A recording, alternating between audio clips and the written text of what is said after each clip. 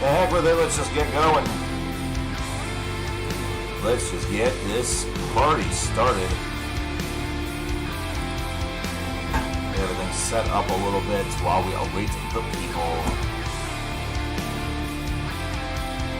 On Thorn's Eye Lay.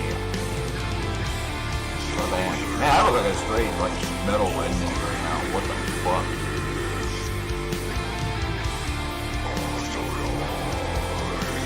Nazrin, how is it going? Hey, you've been pumping out the covers. They've been awesome.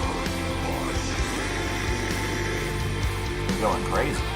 Jorge, it has been a while. Hey, Felicity, Federico, nice to see you. I am doing pretty well. Listening to some of the On Thorn's Eye Lay album from earlier this year from Threnos. And a big old box next to me. I'll talk about that here in a bit. Although most of you can probably see what's up through the title of this video.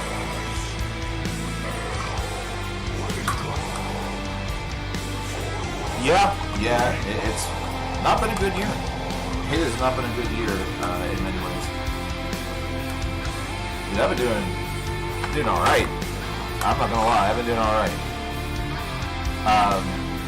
It's been a decent day. It's nice out. It's warm. It's going to rain. We may actually get what I've really hoped for.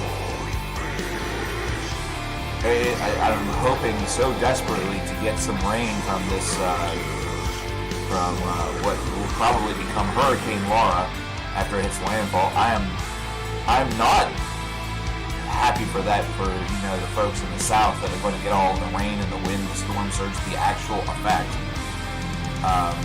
So I'm not tap dancing all over what will probably be their hell and their misery.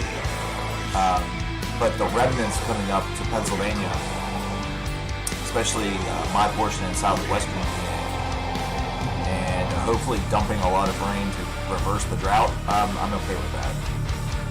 What is the song? The song is Cosmic Silence by On Thorn's Eye Lay. I will type in chat.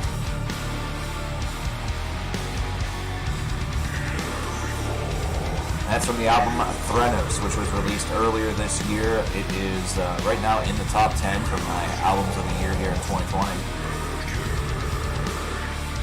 Yeah, I saw that Puerto Rico did get some real bad rain.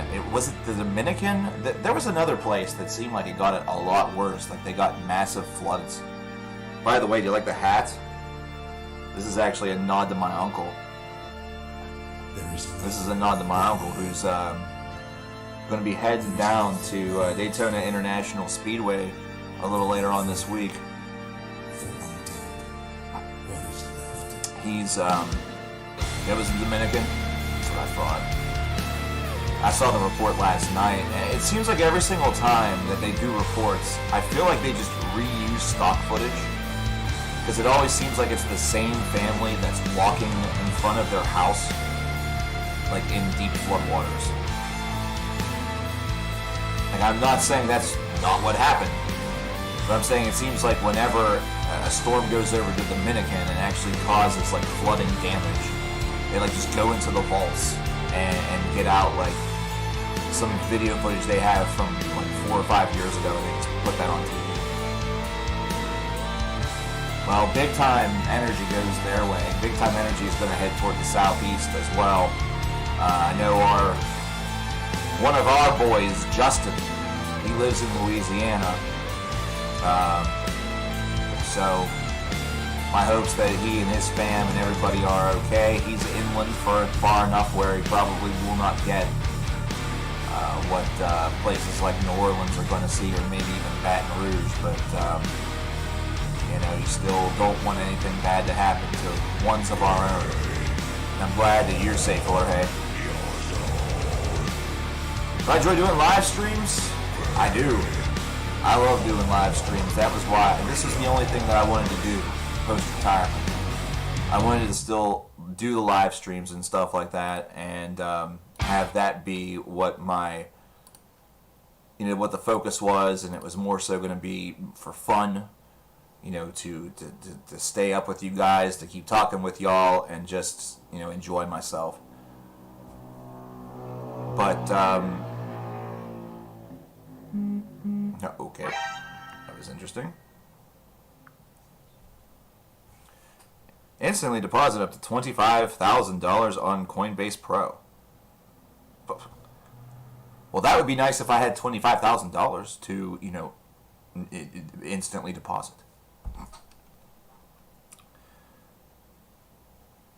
Let's pop over to something else.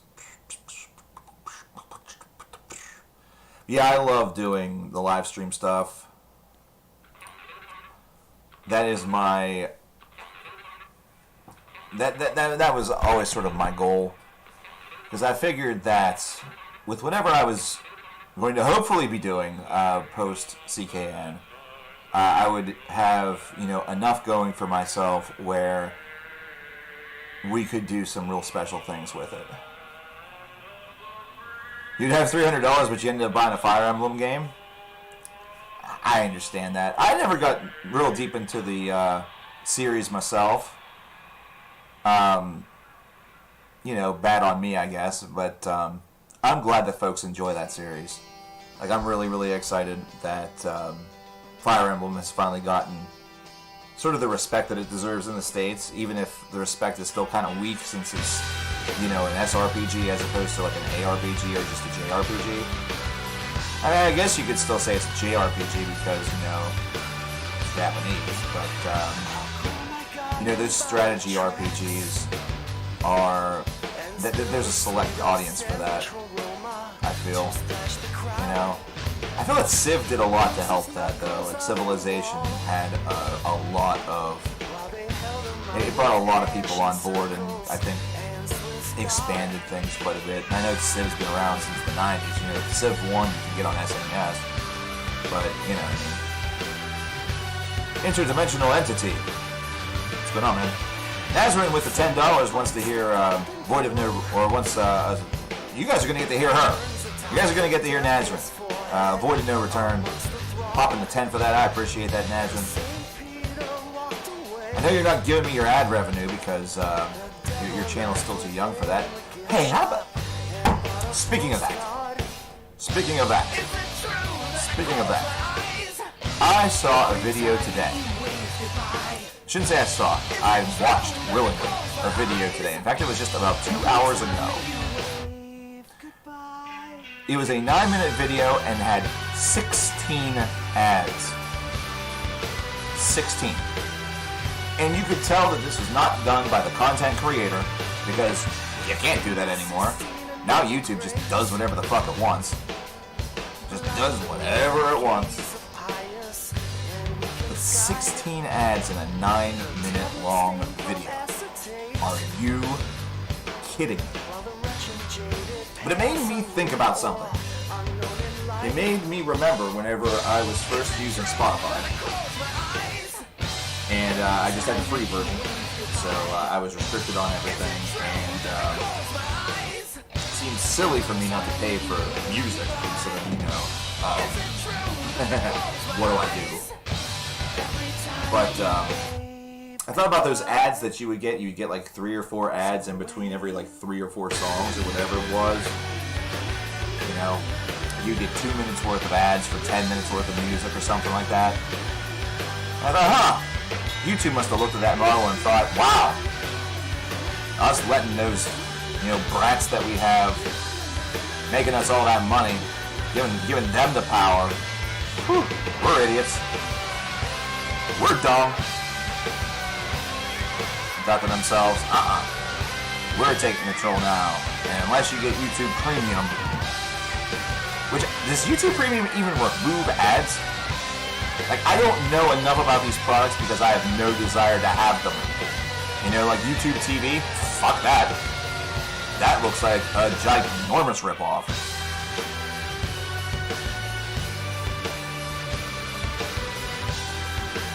Kaiser? YouTube just recently, in their infinite wisdom, enabled ads for a lot of people without it being opt-in, just telling of the change in an email newsletter, which I missed. And I used to see those all the time. I used to read those quite... The funny thing is though, I used to read those very intently, and I still didn't understand half of what was going on. Steve Rodine. Thanks, man. I appreciate it. YouTube Premium does remove ads. Well, it looks like YouTube is employing that Spotify model, where they're just going to load videos down, they're going to bog them down with so many ads, which, by the way, the CPMs on that must be microscopic. They must be microscopic, because there's no way in hell that folks are getting over, because they're still complaining about the ad revenue and still complaining about all that stuff. And, you know, those of you who have maybe gone on recent CKN binges, I'm not sure if anybody in chat has maybe gone through a couple of the videos recently. Maybe you could report to me what the ad situation is like on those. Is it, you know, still only 1 or 2, or is it, you know, getting up to like the 4 or 5 region? Are you getting just random ad breaks in the middle of me, like, speaking a sentence? You know what I mean? Like, maybe give me a little bit of feedback with that. If you don't have that information today, maybe whenever we come back and reconvene on Thursday, that's when the next stream will be. Maybe you can give me a little bit of feedback on that.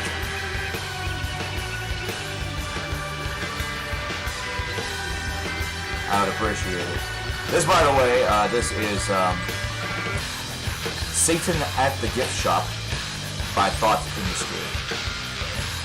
Satan in the Gift Shop by Thought Industry. Love this song. Love this band. This band's awesome.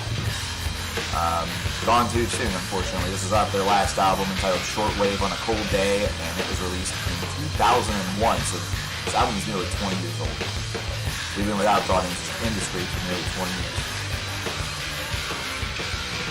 But we need to pop on over and get Void of No Return, which is an original song by Nazrin.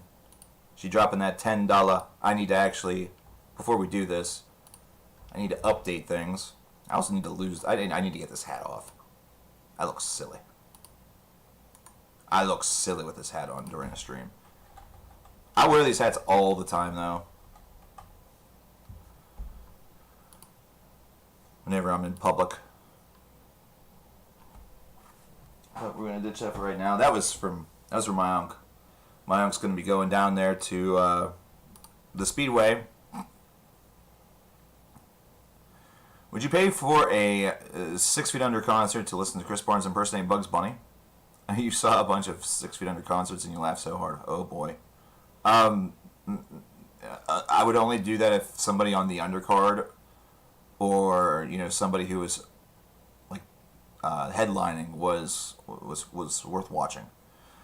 I haven't listened to the new For Token. The new Carcass single is awesome. I love the new Carcass single. Big fan. Enjoyed it a lot. And hoping that things continue in a positive direction whenever it comes to their upcoming album, which I've kind of lost sight on a little bit, but I'm hoping that is I'm hoping it's closer than it is far away. So if you're wondering why I had to make a change to the layout there, we are of course in Viewer Videomania. If you're unaware of what that means that hey, every $100 there's going to be a video made.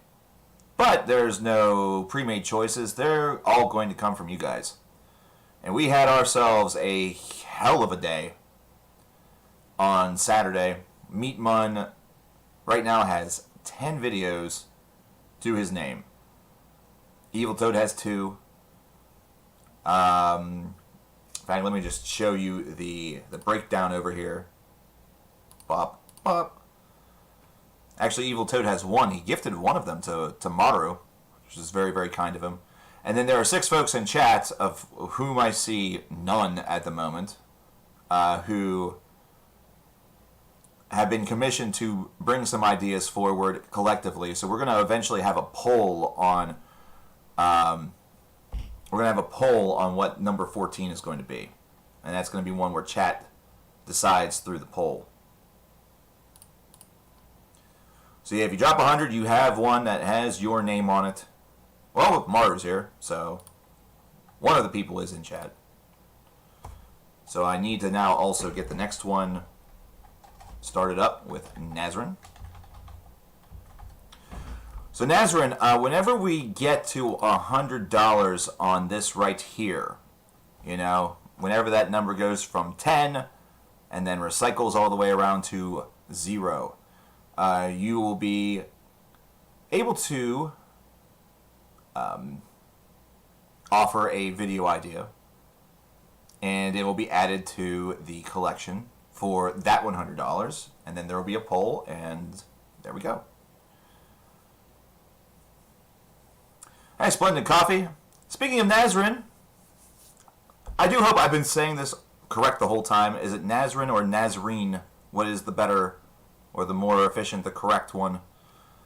But either way, here's Void of No Return, which is an original song by our very own Nazrin, or Nazreen, who is right now in chat. You can actually give her live feedback.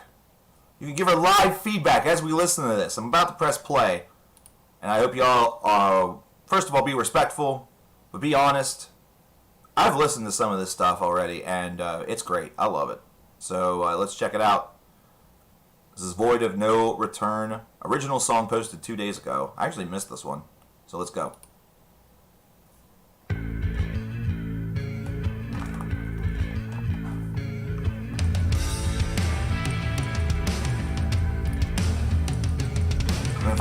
Saying it fine the first time. Nazrin? Okie dokie. Very good. Very good. Very good. Very good. Very good. Really hoping for a new Artless Ends album. Yeah. That's been overdue for a little bit.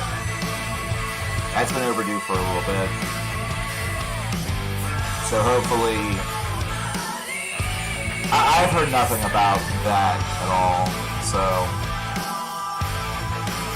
Howdy doody tomorrow, howdy doody to Splendid Coffee, 0. We had a huge day on Saturday for day one of viewer Videomania.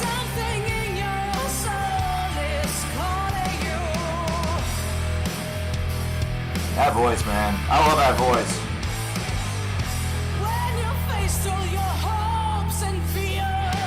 I have something to tell you, by the way, Nazrin. I've never actually owned a Wasp album in my life. It's just, they were a band that I never got around to, like, I guess, digging super duper deep into, to the point of ownership. And, it wasn't this past Saturday, it was the Saturday before, whenever, we didn't have a stream. It was Missy Kian and I's anniversary, and then the cats were, their birthday celebration was the next day. I went down to the CD Warehouse. That's about an hour away from my house, and there was a best of that was available for like $5 that I nearly got, but did not. Not out of disrespect.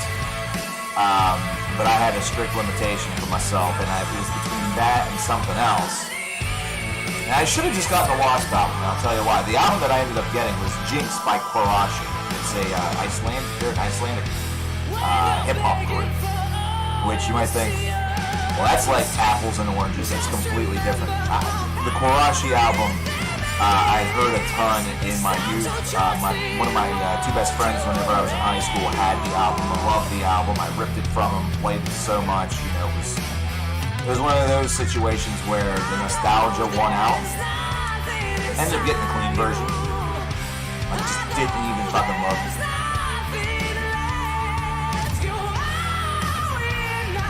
But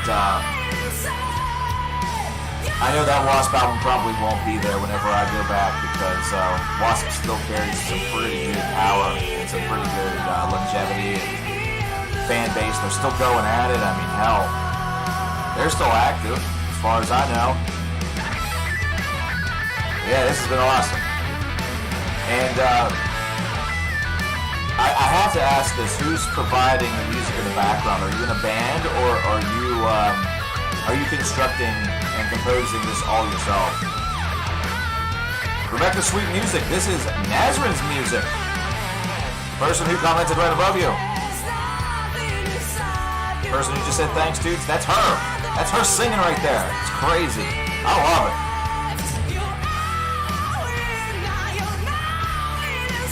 Also, your cover of Where Dead Angels Lie. Do you growl often, or was that something that you just wanted to try? Like, I want to know the story behind that song. I want to know the story behind that cover. You know, I know that, you know, the section's just they're an awesome band. They're terrific. But I want to know the story behind what made you decide to cover that whenever you have this awesome voice. This terrific, clean voice. You did a great job. You did much better than I would have done. Okay? Like, you did much better than I would have done. My growls are pathetic. You know, my growls are absolutely pathetic. But, I kind of wanted to know the story behind that. Brother plays the guitar and you play the bass and drums.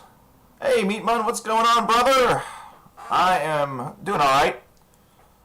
I am hoping for an inevitable kaboom over here of thunder, lightning, and hopefully not a lot of wind, but I'd like to see some nice rain. We're supposed to get around the storms this afternoon/evening. I'm hoping for it. Hoping for it, my friend. Hi. I'm back.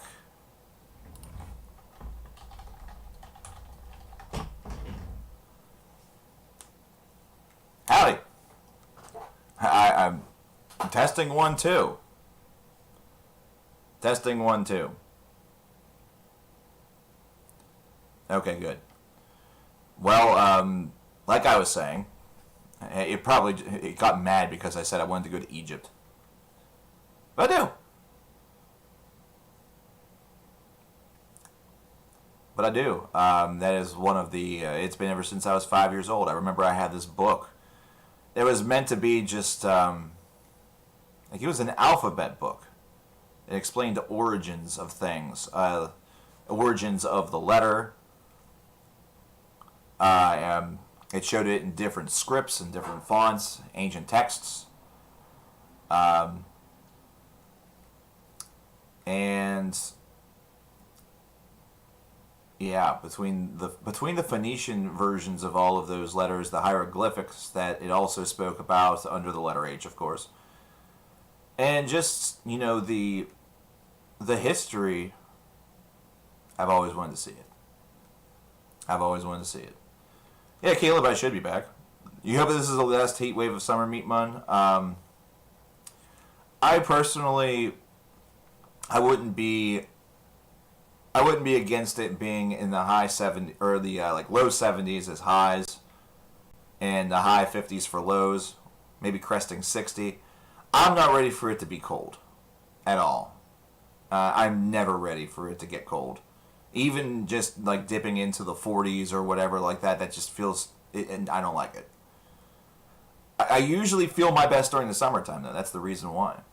Which, by the way, let's get to some of Meatman-a-thon. Now, Meatman, there's an interesting thing. We were concerned a while ago about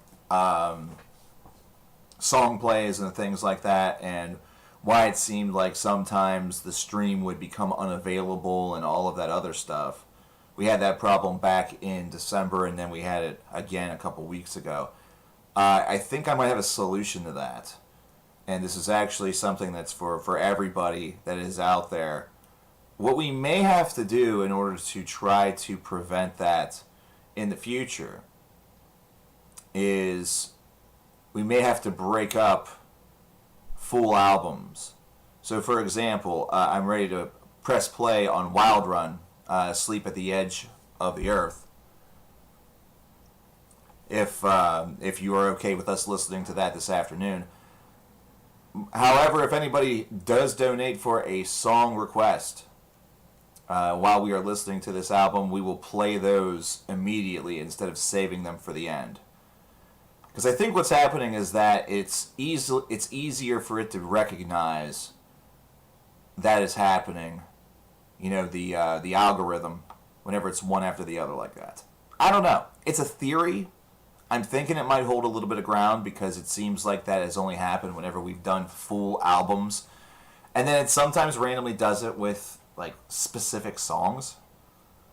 So that's what we may have to do going on forward. Because remember, as a result of everything that happened in December, I wasn't even sure if we were going to be able to do song requests at all.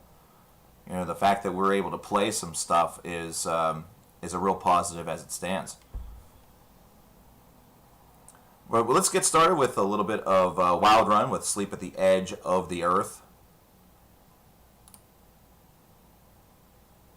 Hello? Oh, there we go.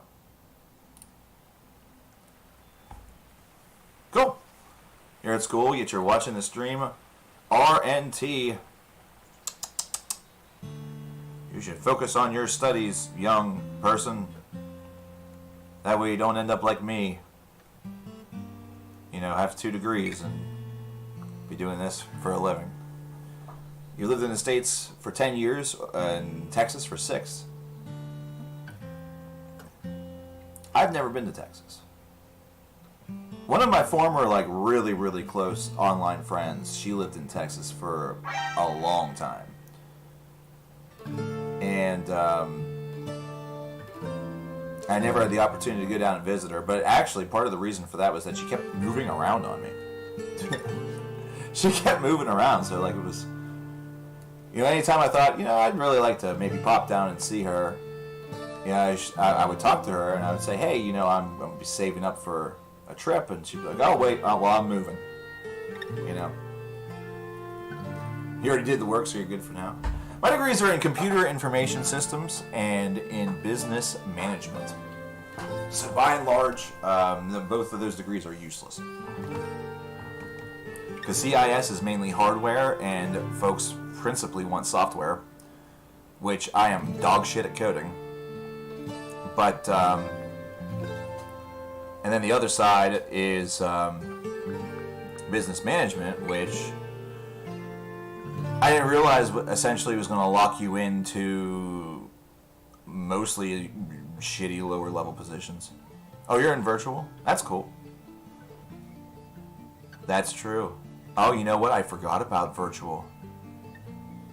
You know, in many ways, I try to forget all that stuff with the virus that I'm not a part of. You know, because there's no real... You know, I don't have any kids. See, you know, I have 7 cats, which I treat like children. But, so I really don't have a dog in the fight whenever it comes to the school aspect of handling the coronavirus. Like, I have no dog in the fight. I have a dog in the fight of, you know, whether or not we should be allowed to go to events and things like that, because, hey, I'm a person who goes to events. You know, a person who's been offered, you know, events, you know, to attend and things like that, you know. Whether or not I've been able to go and actually accomplish those things is, you know, here or there. But whatevs. We just got another donation from Steven. Thanks again for the now 2 Looney Moon shoutouts from Empire Bathtub member Steven Forrestal. You know what's even cooler, Steven? You're now in the running to potentially have a video made of one of your ideas. I have a feeling I know what that idea would be. But, dude, thank you so much. I appreciate that. By the way, we're going to make it number 3. We're going to make it 3 here in just a minute. RNT, this right here is, And So Opens the Earth, Ash Memory Part 1 by Wild Run. That's W-I-L-D-E, like Oscar Wilde. You're in school, you should be learning who Oscar Wilde is. And then R-U-N, so W-I-L... I'm just going to type it in chat for you. Wild Run. There it is. Boom. Look that up on your streaming service of choice. Be it Spotify, Apple Music, Tidal, YouTube Music, SoundCloud, It might actually also be available over on Bandcamp. Yes, Devo, you will have the option. You will have the option. And what will happen is once that total that is to my left goes to $100, once that total goes to $100 on the left, those who have supported that $100 will come to me with an idea for a video, and there'll be a poll in chat with all those different ideas, and whichever is the winning idea that's the video that will win. Make things very simple. $5 again from Nazrin. Once they hear Unsilent Storms in the North Abyss by Immortal. So what we're probably going to do with that, Nazrin, is that this right here, the Ash Memory, is part of a 4-song series. So we'll probably go through the 4 songs in Ash Memory, which concludes with the Famous Echo. And then before we get to the remainder of Sleep at the Edge of the Earth, we will toss on Immortal. Kind of go back and forth a little bit.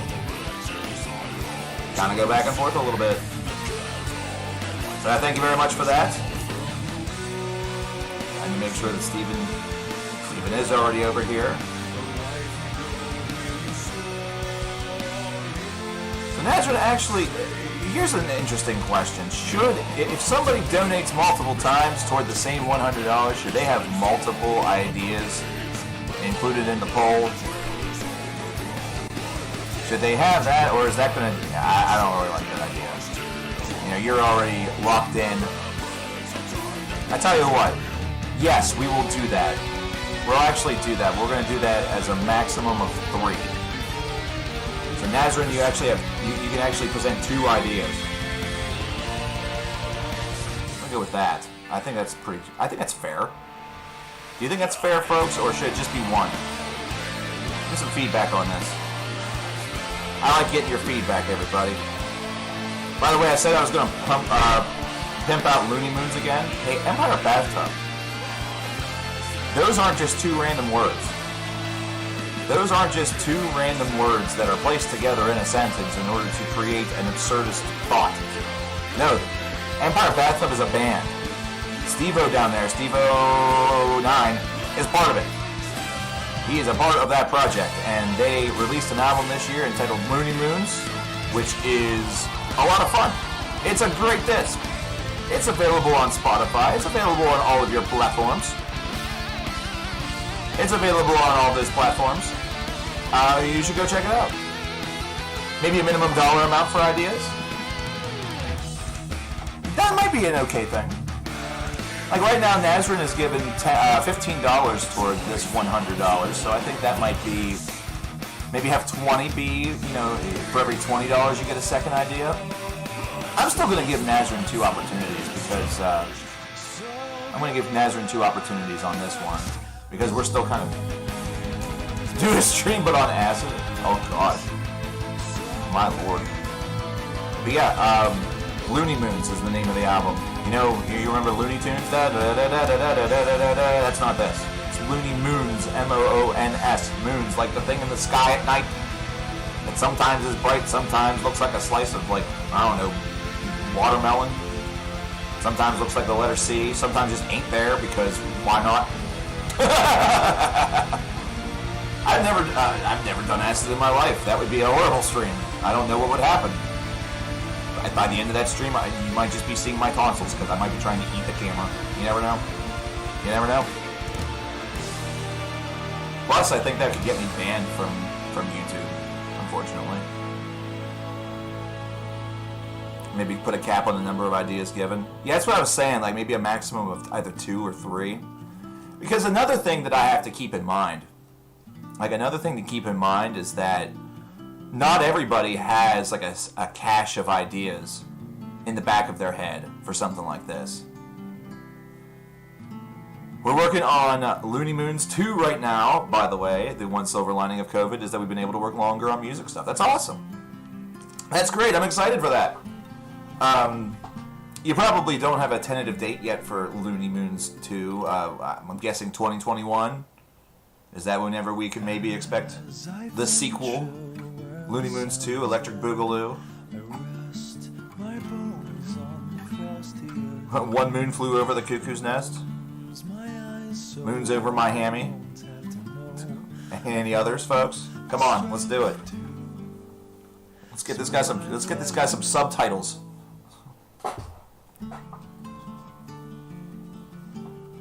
Looney Moons 2. When you wake up, you will feel like a rubber chicken. For no reason.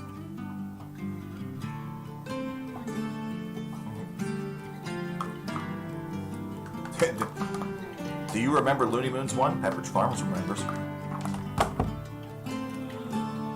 Hey, guess what I have, folks? Guess what I have to my right? Actually, to my left. It says right, walks left. What a moron.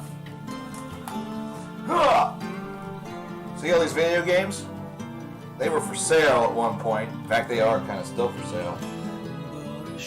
But, that's the tip of the iceberg. That's the tip of the iceberg. This is going to be heavy. Oh my gosh! We have a gigantic box that is facing the wrong camera direction. This box is just filled with albums, many of which were for sale. Many of which that were for sale during the CD sale. Some others that were added late. I know these are all facing the wrong direction, so it looks really stupid. Shut up. I figure we're going to go through some of these today. Some of these I'm going to end up keeping is the thing. Like, I'm looking at some of these, or I've been thinking about some of these, and I'm just like, if they didn't sell, then I just want to keep some of them. I just want to keep some of them.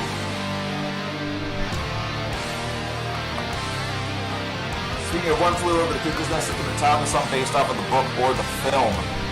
If I were to hazard a guess, probably the book. My guess would be the book. Although there's not really much in the way of, whenever you consider the lyricism and all that, I don't hazard that there is very much in the way of difference. Like it would be more difficult to tell. Like, the only way in which you could guarantee that it's about the film would be if they utilized musical motifs that were unique to the film, which I don't think they did. You know what I mean? Because first of all, you don't want to get sued. First of all, you don't want to get sued. But second of all, you also don't want to feel like you're just ripping it off. Look at some of these, shall we?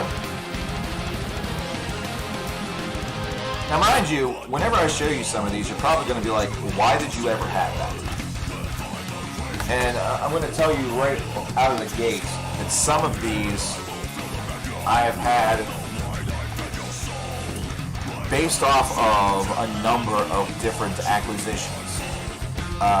Big lot buys, for example. I've had a couple of friends that have had to liquidate some of their collections, so I've either bought part of that lot or in some cases all of it. I've gotten some. There used to be a lot seller down in Morgantown, and mostly we just dealt with antiques, but one individual dealt with music and CDs specifically, so I got a lot of like indie and alternative and 90s stuff from that. So that's where a lot of that comes from. Some random things that I've been able to get along the way. Justin Neely, for example, he used to send some pretty big boxes full of stuff my way, and there were, of course, things that were doubles, things that I already had that I wanted to share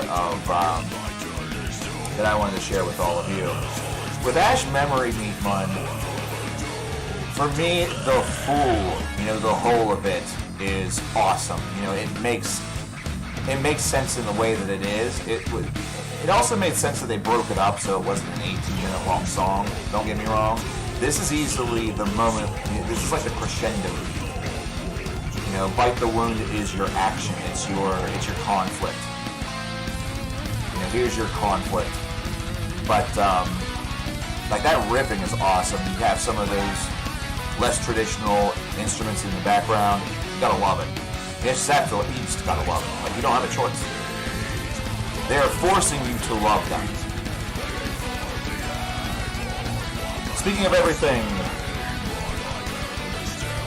everything's breaking. I'm gonna give that a minute to, like, not break. And that's whoa, my lord. Well, that might reset.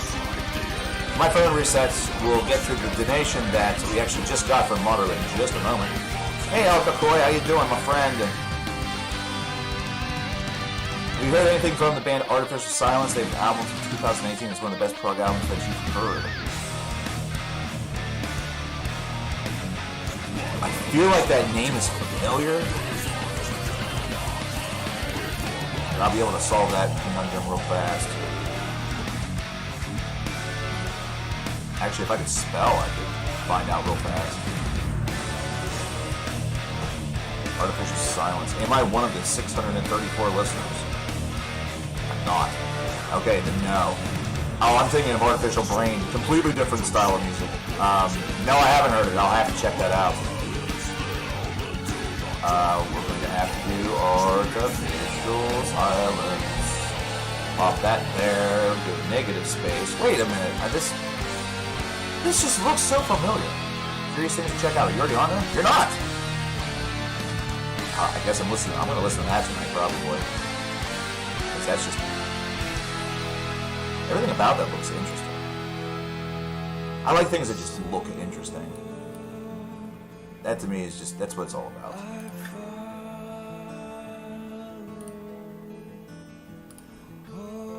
But I know that I saw that was a $20 donation, Maru. I can see that much.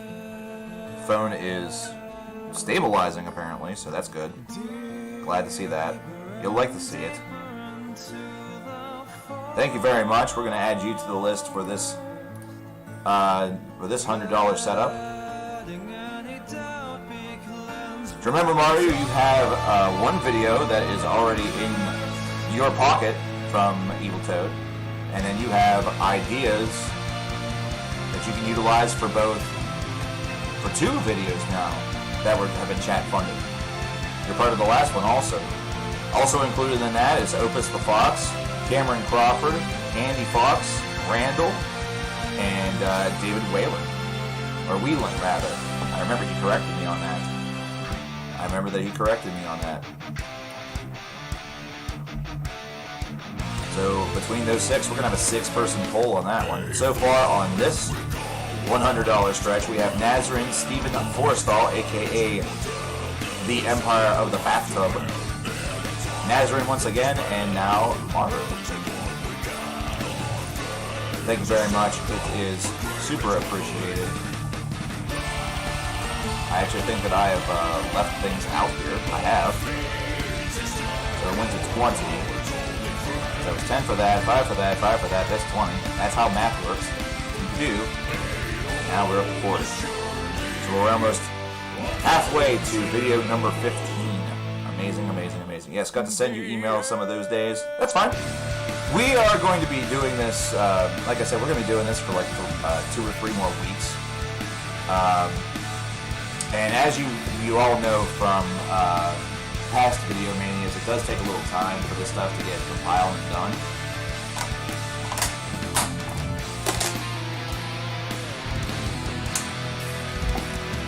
So, you know, that's just how that goes. All work and no play makes CKN a dull boy. I love the fact that you just tied that into our previous discussion of One Flew Over the Cuckoo's Nest, which actually yours is a reference to another Stanley Kubrick film, which is The Shining. Beth Hart and Joe Bonamassa, why don't you do right? Nice. And Rush Working Man and Government Mule just got paid. I got $21 in my pocket. You know that I just got paid. He'll be the next 50K jackpot winner. Not me. I can't take golf from an insane soul. I almost won 10 grand over the weekend, by the way, during the stream.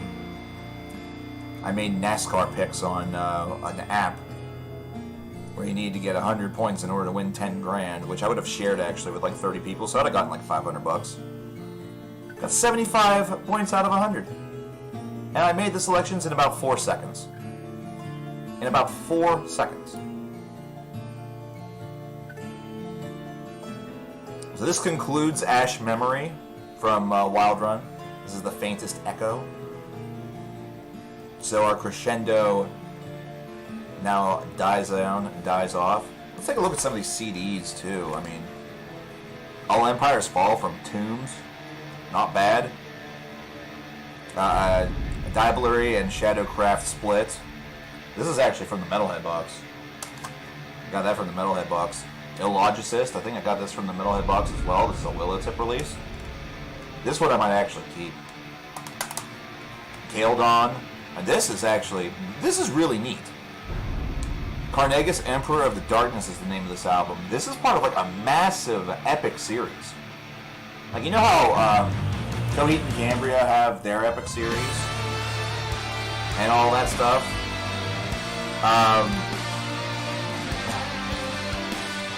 That's, you know, this is very similar to that. You know, if you have the opportunity, look up Kaeledon, Kaeldon on Metal Archives. And you'll see that all of these albums are interconnected. Kaiser Chiefs got this from that like alternative / 90s lot that I was telling you about. I might keep this one as well. Switchfoot fans, you like Switchfoot? This is the big album has Meant to Live on it. Got this from that big lot. Swains, this is I used to know what this is. This is either electronic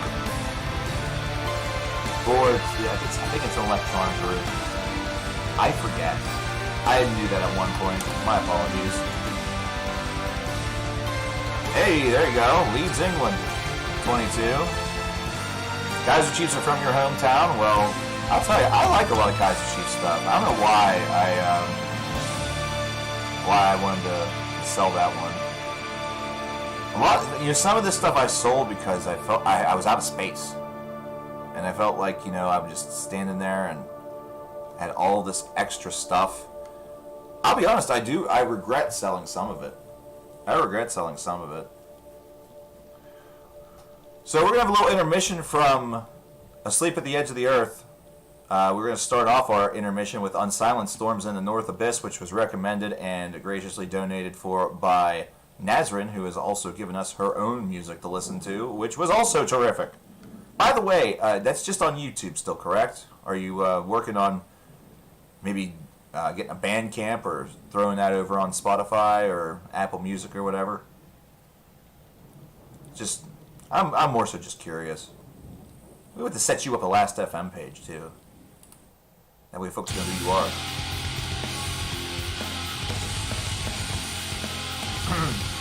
Winter Solstice. I actually don't know I don't know a lot about these guys. This is from Harvest Earth Records. I want to say these guys are a metalcore act. I got this from a guy who has a lot of metalcore / deathcore stuff. We also have Watch Them Die. This is essentially the cases are a little I'm not too happy about those. I'm not too happy about the conditions. So a lot of times with some of these sold, I would just completely replace cases with some of the ones that I have. I actually now have some cases that look like shit because of it, but I don't blame him for it. He was in some pretty bad situations whenever it came to that. I'm not going to get into that at all. War from a Harlot's Mouth with Boyere. We have that right here. Uphill Battle. Ooh, I think this is like a Christian metal band. Uphill Battle. Am I wrong? Am I right? Maybe not. Oh, never mind. I think I'm wrong. This is from Relapse Records. I think I'm wrong about my thought on that. It's from Relapse. Probably isn't religious whatsoever. Long-haired emo-hating CKN enters chat. Oh boy.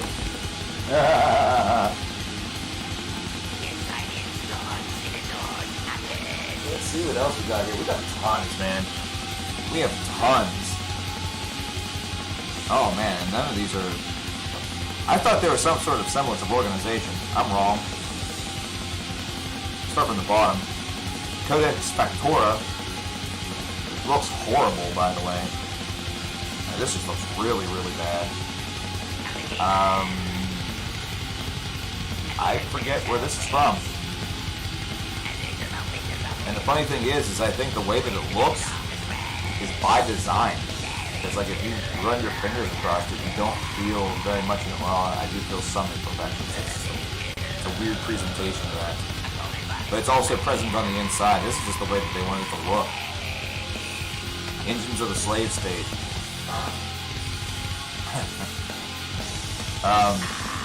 This speaks for itself, clearly. Oh, shit.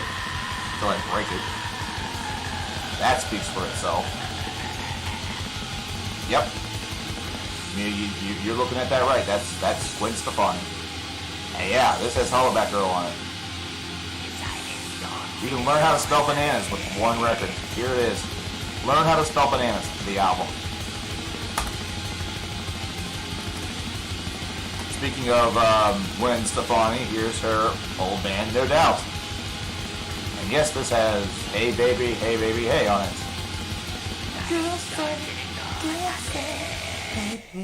Hey baby, hey.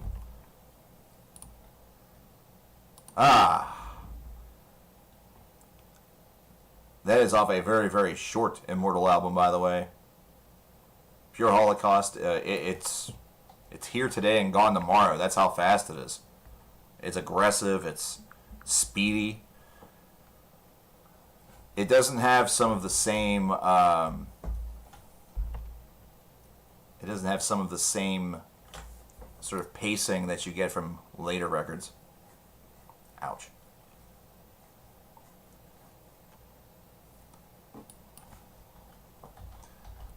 We'll get back to that in a second.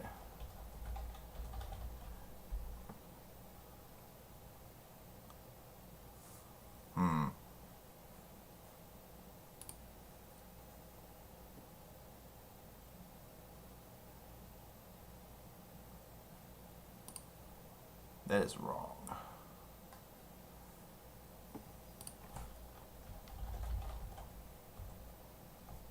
There it is. Why Don't You Do Right? Beth Hart, Joe Bonamassa off of Black Coffee from 2018. I wonder if this is a cover of the there's a track from the Who Framed Roger Rabbit soundtrack that had that same title. I wonder if that's a cover of it. Probably is. Crash Maniac, how you doing? If you like Modest Mouse for any reason, which I do actually, I think Modest Mouse are pretty good. We have two right here. If I'm honest, Moon in Antarctica is probably staying with me. This one can go because I already have a copy of it. I've actually had a copy of Good News for People Who Love Bad News for about 20 years. Well, not 20 years. They all are from Spotify. Interesting. Hey, do you want a single of Criminal by Fiona Apple? I'm serious.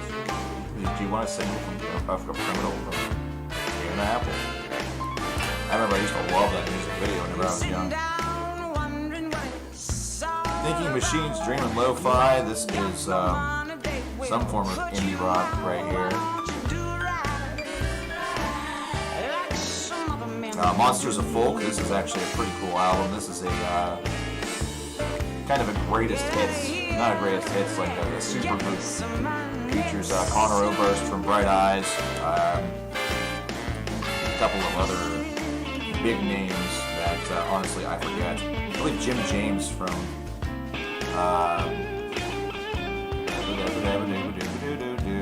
I can't remember at the moment.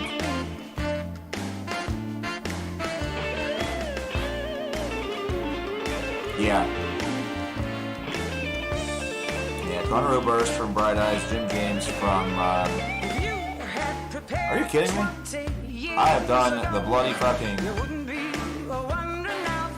I've done reviews on him. My Morning Jacket. There we go. M. Ward, who I believe is from The Shins. And Mike Mogus.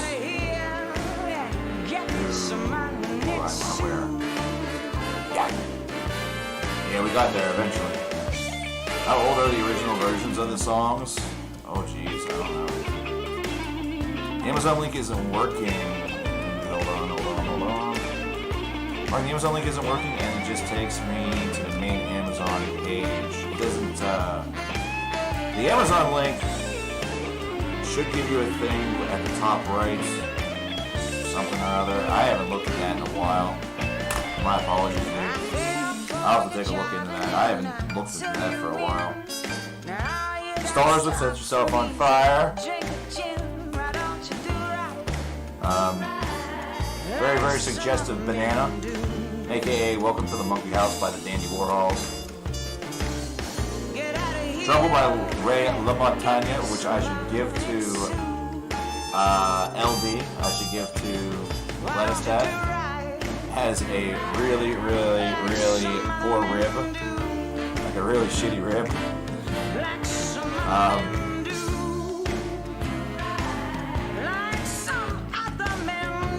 I'm not going to tell that story because it's not my story to tell. Greatest hits of Cranberries. This is good stuff. That's real good stuff. I eat that just for the hell of it. Rock Fairy by Duffy, which actually reminds me that I need to scrabble some Duffy because this album we played in the store. Or no, it wasn't this one that we played. It was maybe the one directly after this. This was released in 08. I wasn't working there in 08. I started working there in 09. So, yeah. Let's find out what the newer of those two moves is. Oh, this is kind of fun to look through this stuff, but, shoot. To be perfectly honest, I don't even know how much these are. Because as you might guess, the spreadsheet that had all the prices on these, it was on the old computer. AKA it gone. AKA it gone. It go bye-bye.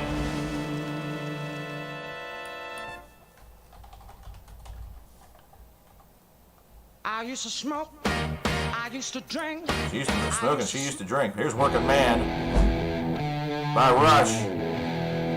It's just awesome. Oh, this song is so great.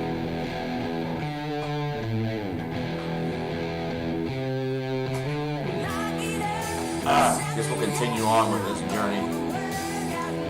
Biohazard, Uncivilization. This is probably staying with me, actually. This is definitely staying with me. Burning Star, No Turning Back. This is actually pretty... It demands a very high price on Discogs.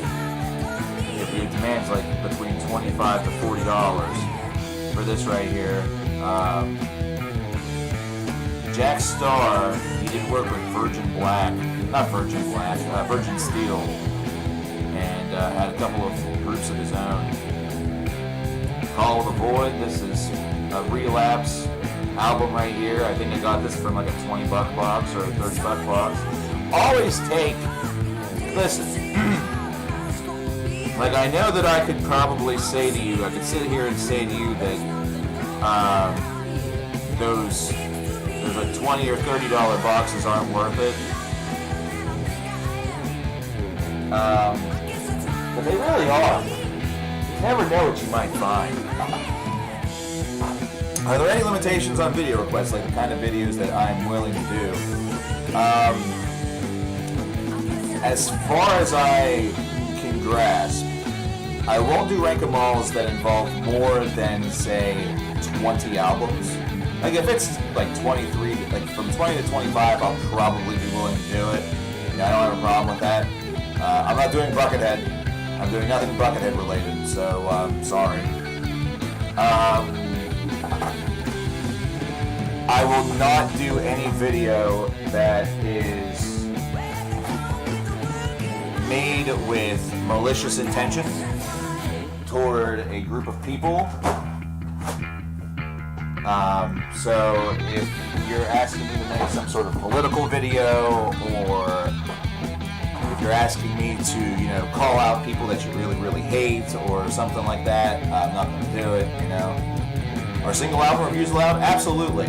I was actually going to get to that, Meat Bun. If, for example, since you have 10 videos in the bank, if you want 10 reviews of maybe a band's discography, like let's say, for example, you really, really like band X, you really love, we'll just invent a band, we'll call them, the band of good stuff, the band of bands, and the band of bands, let's say they have 10 albums, and you want to use those 10 videos you have available to have a discography series done, do it. That's what we'll do. Single album reviews are absolutely allowed. The one and only other thing, so could I review new and only Aaliyah? Yeah, could do that. I could review the Aaliyah album. That's totally legal. That is totally legal. The only thing that I will say is that if you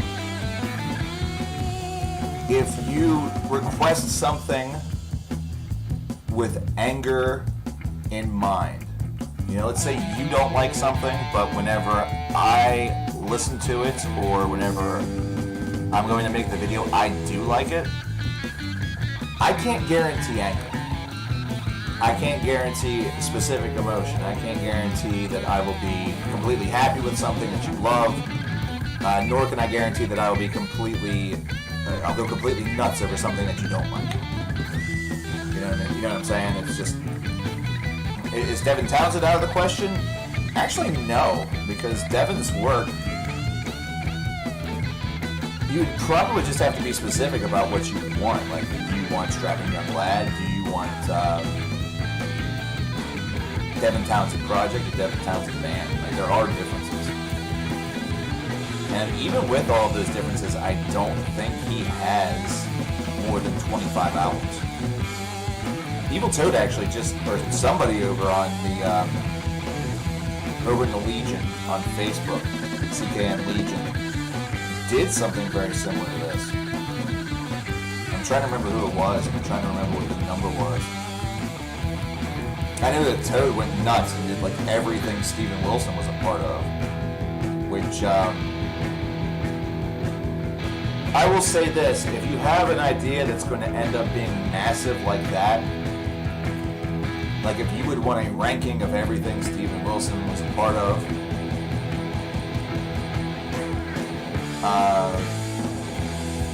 there would probably be 2 videos. I'm not aiming for these videos individually. I'm not looking to produce, 15 or like 30 or however many it's going to be 50-minute videos. You know what I'm saying? They ask you to review the albums of a band individually and then do a rank of them all? Absolutely. Yeah, you can do that. That's legal.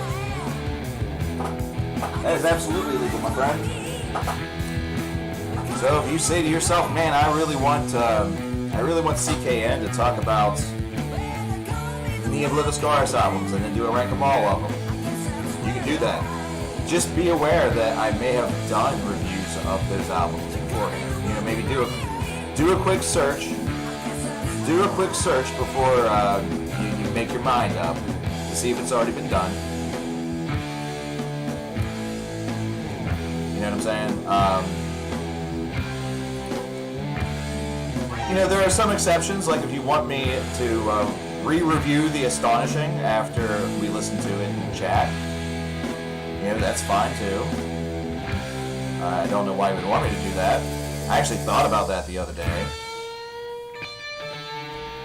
And the funny thing is that I don't even think I would approach that review with any anger whatsoever. I would actually approach it with something worse than anger. Because I've learned that there is something worse than anger, and that's just condescending disappointment. Like, would you just sit there and just say how disappointed you are in something? That's almost worse than anger. Maybe not visually, maybe not as a video, but, in the long run, that's more damaging. Government Mule just got paid. They just got paid, motherfucker. My feet are cold. I don't know why. Maybe I'm dying. Slowly but surely. No, I doubt it. It's probably just, I may have my AC up just a little high. I'll be taking a break here shortly, so we will, I'm going to adjust that while I'm out there handling that situation. So potentially Taylor Swift review if somebody wants it? Yeah. Yeah, absolutely. If somebody wants me to talk about folklore, then I guess I'll be listening to some Taylor Swift. Here's the thing: if you play the RNG game, there's a possibility that the RNG is going to spin you Taylor Swift. It's on there. It is on there. 314 studio albums? I won't do that. I won't do that at all. The only way that's going to happen, yeah, 31,000. What? Okay, Meatma, before you go forward with that statement, do you have like a stash of Bitcoin somewhere? Like, are you just sitting over here with over 1,000 Bitcoin at your disposal that you're thinking about cashing out for this little proposition? I'm not going to stop you. I'm just curious. Dude, I know. Neither am I. None of us are. Dude, I'm just getting worried there. You're over there contemplating 31.5, and I'm like, wait, what? Excuse me? Is Billie Eilish as bad as Meghan Trainor? No, not at all. No, not at all. I got extremely fed up with hearing Bad Guy because I heard it and saw it all, everywhere. That song, honestly, its downfall was oversaturation as opposed to being actually bad. It was just genuine curiosity. Good on you, dude. I have that same problem. In fact, that's where I got some of the old incentives from. It's genuine curiosity. Did you catch the Between the Bear and Me stream of Colors a couple weeks ago? I didn't. The new Tasteway isn't bad. Still remember the classic C. Campbell. Somebody please love Taylor Swift. You know, the funny thing is, the other night I was looking up old Rolling Stone covers. Not the band, but the actual magazine. And I came across one from, I think it was 2012, 2013. That was her. It was her on a beach in a pair of jeans and a white shirt. I was like, you know what? That's a good looking girl right there. Let's just be honest here. Let's call a spade a spade. That's a good looking woman right there. She's probably, batshit cuckoo. But if I just saw her on the street, didn't know she was Taylor Swift, or she wasn't Taylor Swift, as in the name, she was just Taylor Swift, some girl from some town, I'd probably think, hey, I want to talk to that person. You know what I'm saying? Shoot, if she wants, I love Taylor Swift, why not? Doesn't mean I have to like her music. Well, it probably does. It probably means I have to, be at the edge of the stage there going, it's my girlfriend, she's so talented, I love her too much. Which just makes me feel so neuter. I can't just sit there and be like, ugh, that was sour. I hate that line. Ugh. Play something with some room. You know what I mean?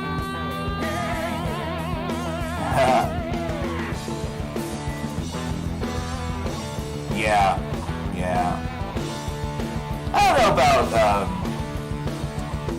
the Hollywood thing, to me, always strikes me that that kind of money and that kind of power and everything, some folks, legitimately have issues because of schedule conflicts and the rigors of being on the road or whatever. Getting back to Wild Run, by the way, here's the Garden of Fire. But, I think with some others, it's just they get bored. I think they just get bored, if I'm being honest. So, it's whatever. Yeah, the whole thing about Billie Eilish is that nothing I've heard from her has been... Nothing I hear is offensive. Garden of Fire by Wild Run. Roberto. Ha! Got it before it was retracted. Man, I win. I see all. Except whenever I don't. But yeah,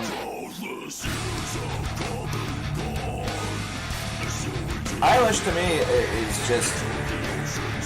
I get more aggravated at the number of folks that so easily adopt like the features and the personalities of these singers or actors or actresses and things like that. Like they immediately want to copy the look, they immediately want to copy this or that about them. They want to have that sort of sleepy eye demeanor going on. I'm not sure if that's just something with the generation or if it's something that you're able to like artificially manufacture with makeup and crap. I don't know all these things. I don't care, Back in, whenever I was young, you did that, but you did that on Halloween. Like, whenever I was young, Michael Jackson was still a very big deal. He released Dangerous in the early part of the 1990s, and then in 95, I believe it was, he released History, which was a really, really big album, even with only half of it being original material. The first half of that album was more like the greatest hits, but there was material on the second half. And actually yielded a number of successful singles, including Scream, which he did with his sister Janet. This was long before her booby popped out during the Super Bowl. But there was not a lot left to the imagination about her boobies in the music video for Scream, if I'm being honest. Imagine being an adolescent and seeing that, you're thinking to yourself, whew, give me one of those. That's why men are pigs, okay? That statement right there, that's why we're pigs. I'm a pig too. I'm a little piggy. Here's my snout. Point, point, point, point, point, point. But anyhow, I don't understand the, immediately wanting to follow the look or anything like that. That's more where I'm at. Whenever it comes to the music, I don't have a big problem with it. I don't necessarily like it all that much. I'm not a fan. But I don't think it's all that bad. Like Lana Del Rey gets a lot of shit. But I think she gets a lot more shit based off of the people who listen to her music and take their fandom or some of the applications from the lyricism and all that stuff too far. That's what I think it is. You see one individual or one big song, and all of a sudden there's 10,000 people saying namaste or whatever. It's how like right now colleges all across the nation that are going to be opening up. All their sorority and fraternity houses are probably having something on the sign about WAP, about the Cardi B and Megan Thee Stallion song. Because it's current, it's trendy, it's this thing that's in the now. You know what I'm saying? Hi Tanner, how you doing, man? How you doing? Like for example, everyone in the metal community, well not everybody, but there were a lot of folks in the heavy metal community that like to use baby metal as a punching bag. They try to use baby metal and those folks who like baby metal to compare them to weak people or these are the SJWs of heavy metal. They're the ones that think that baby metal is okay. It's just music, man. Baby metal makes good music. That's all it is. Why is that? I think the bigger problem that some of those folks have. I think the bigger problem that some of those folks have is the fact that baby metal has actually gotten over and people actually like their music, but then you listen to the new Machine Head shit, it sucks. And people are honest about it. Because other folks want people to lie. You know? Oh yeah, PlayStation Metalhead, do not get me wrong, I still feel very much like I was not called out by name at all, but with the number of rants that he has done about people's criticism of Catharsis and of his music, I feel very much included in that. And I don't care. That's fine.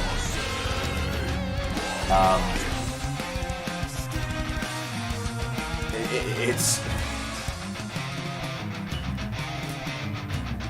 If you're unable to take criticism of your work, and again, I feel like Rob got deluded, and this happens to him. This is the second time it's happened to him, I feel. He got deluded because from the Blackening to Bloodstone and Diamonds, he was getting his dick sucked.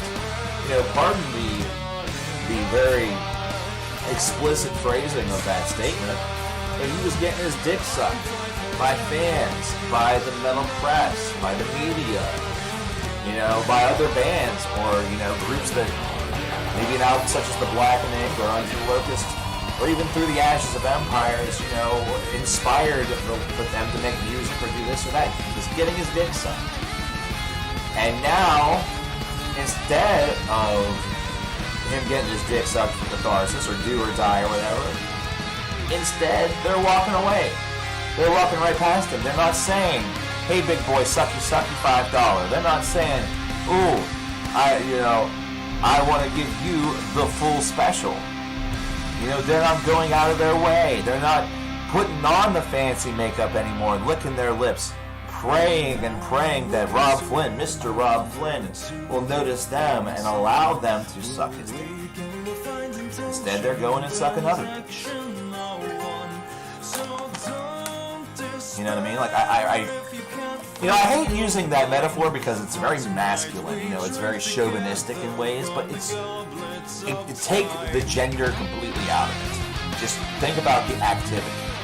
The pleasure of fellatio done by critics and fans. It's a metaphor. You know, it's like a New York Times cartoon. You know what I'm saying? How do I feel about the other singles like Circle the Drain, Civil Unrest that have come out after Do or Die? I haven't listened to either of them. That is my protest. My protest is that if a new Machine Head single comes out, I don't touch it. Because I don't have to make a video on it. I love the fact that Wild Run's music always, by the time the song is over, by the time the album is over, it builds you back up. It seems like it is the perfect sort of centerpiece to showcase conflict and resolution.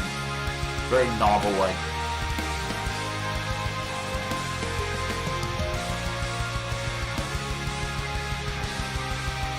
Well, see, here's the thing. I'm a Machine Head fan, through and through. Whenever it boils down to it. You know?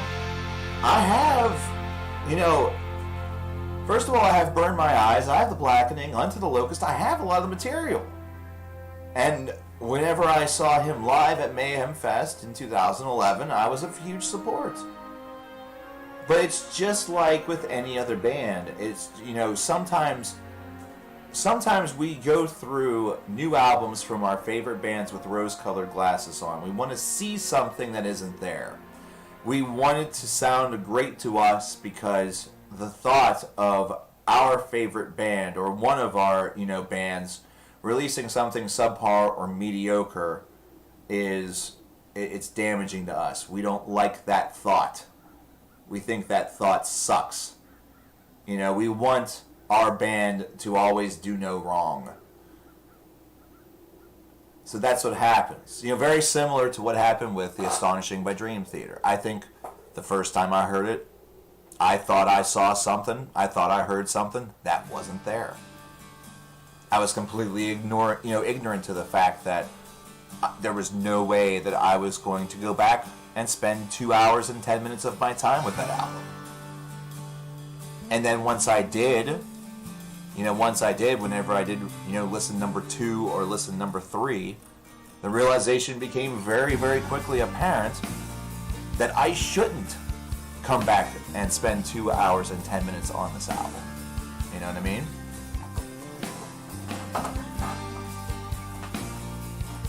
The album The Agony by Flesh God is a masterpiece for you. There you go. There you go. That's a masterpiece. Whenever you listen to some of their other albums, you're able to probably cognitively decide, hey, this doesn't match up that masterpiece of The Agony. But have you ever felt like some of their albums have just flat out stunk? It's a concert I've always wanted to see, but just haven't yet. It would have been really, really cool to have seen Death live, but I was too young, and Chuck died before I actually even got into the band, which is a shame.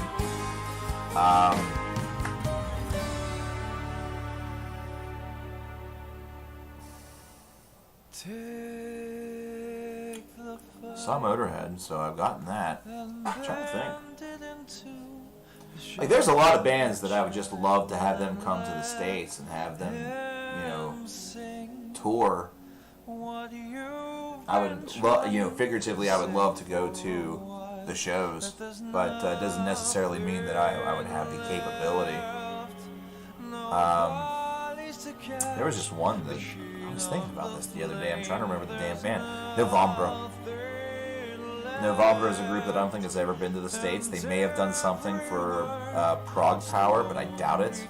They're an absolutely terrific band. I haven't seen Wolverine live. I don't know if I'll ever get that opportunity. I hope to one day. That'd be awesome. I'll never get to see Thought Industry live because they've been broken up for 20 years.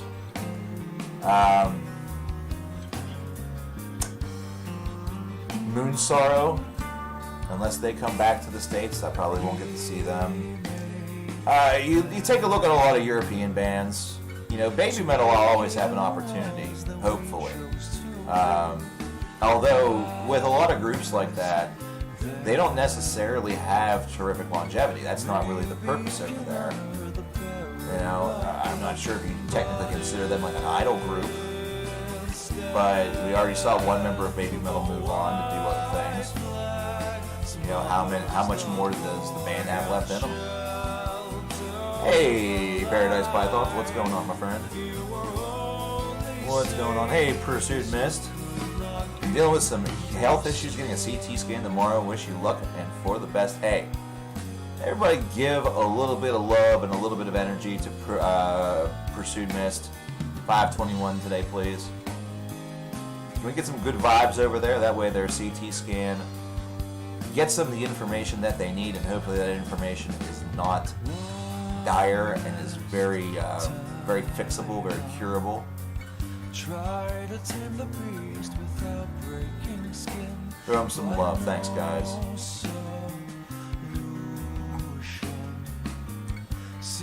I appreciate that.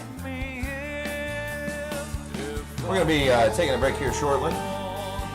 Hi, Dan. What's going on, man? We're going to roll with a break here very, very shortly.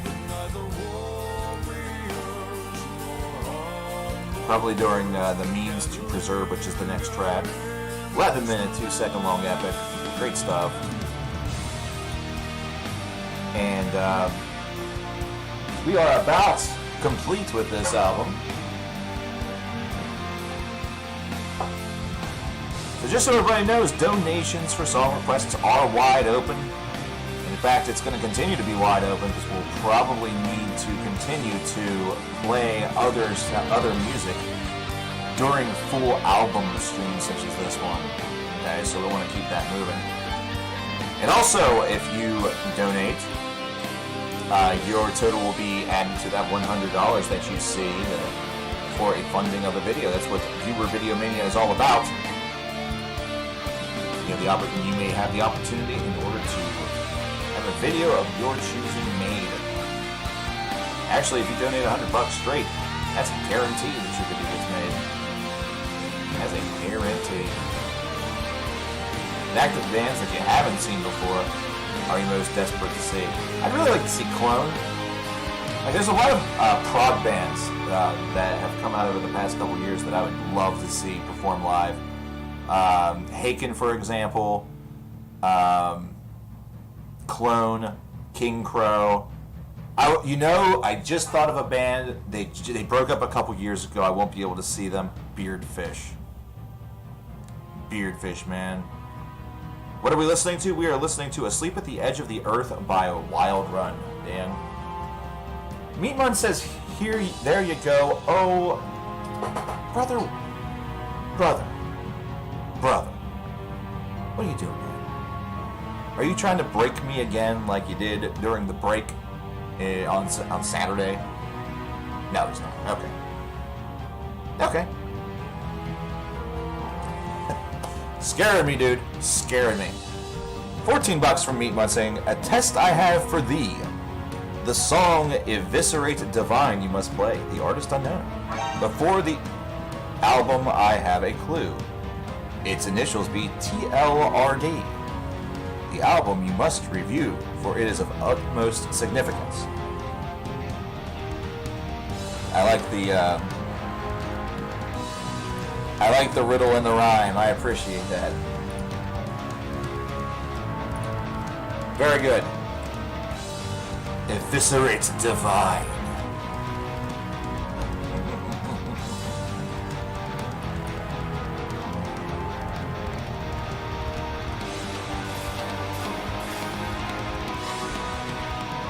Oh, you're right. I never did do a review on that album. You're right. I never did a full review on TBC nor TLRH.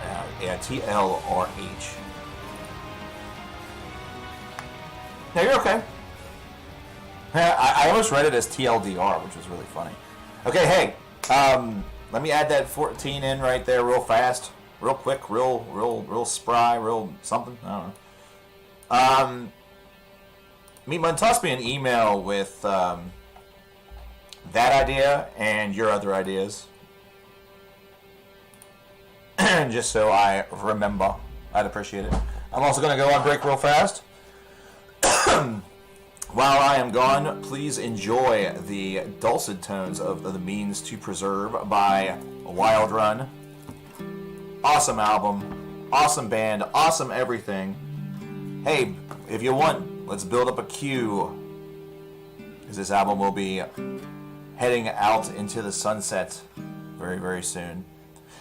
Alright, I'll see you guys in a couple of minutes, and we will enjoy the second half of our stream this afternoon. Remember, our next streams are Thursday and Saturday. Saturdays is actually going to start a little early because I have a place to be at 7 p.m. that night. But I still want to stream for you guys. I've already locked that into my schedule, so I want to keep that in mind. Alright, I'll see you guys shortly.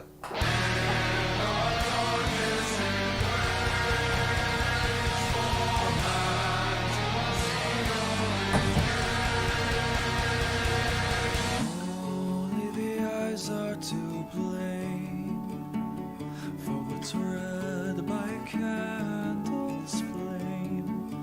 I swear that I'll take the gray skies in stride.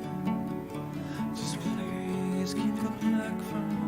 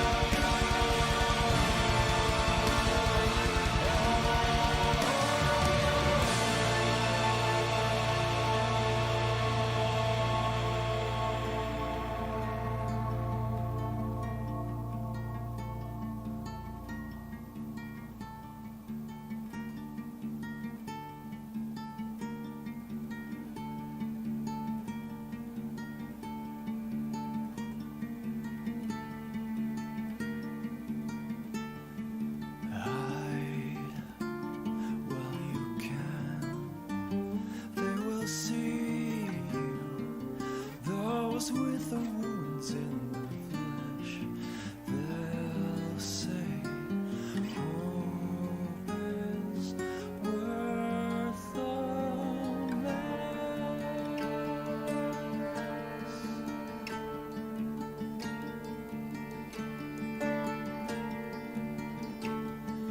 Don't make a sound, they will hear you. Bring down the fire from above, that cruel flame, they'll light it, and they'll call it love.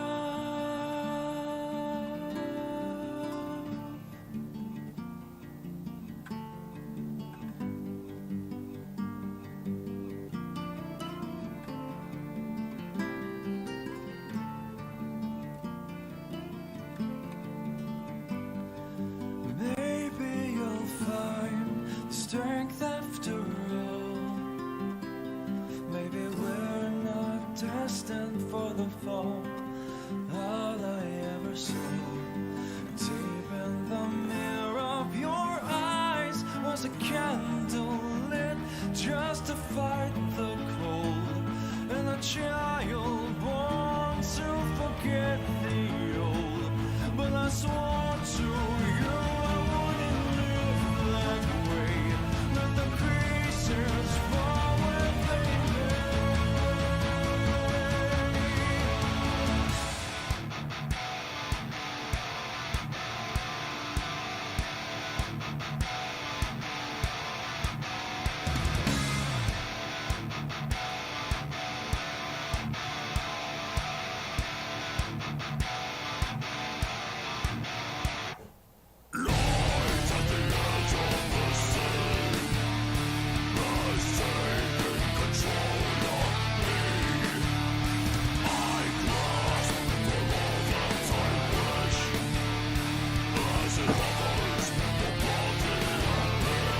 Move his box back. You have an update though. I have a couple of updates today.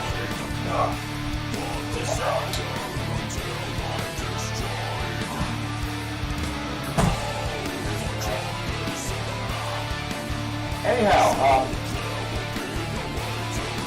listening to the Means to Preserve Our Wild Run. Got a couple minutes left of that. Then we have the final track from that album. Do have a couple of updates though, something that I wanted to mention earlier.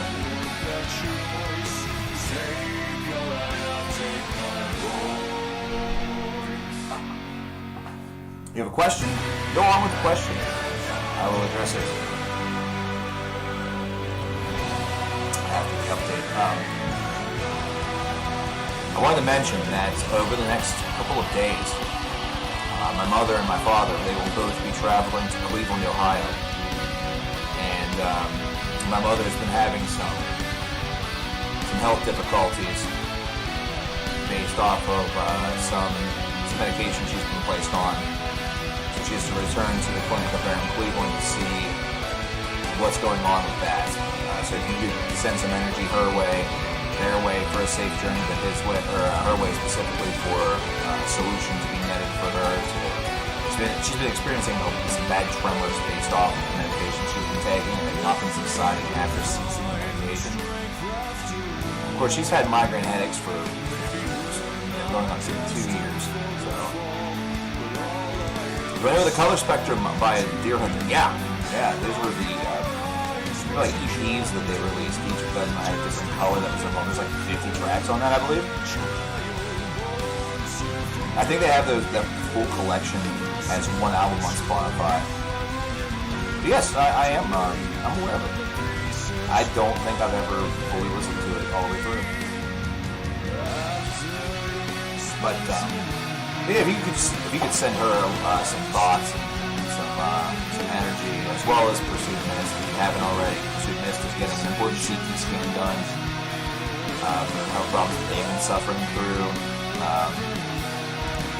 Anybody who is having maybe some issues, some health problems, or maybe just is not having a good go at things over the past couple of weeks, months, years, whatever, send some energy that way, man.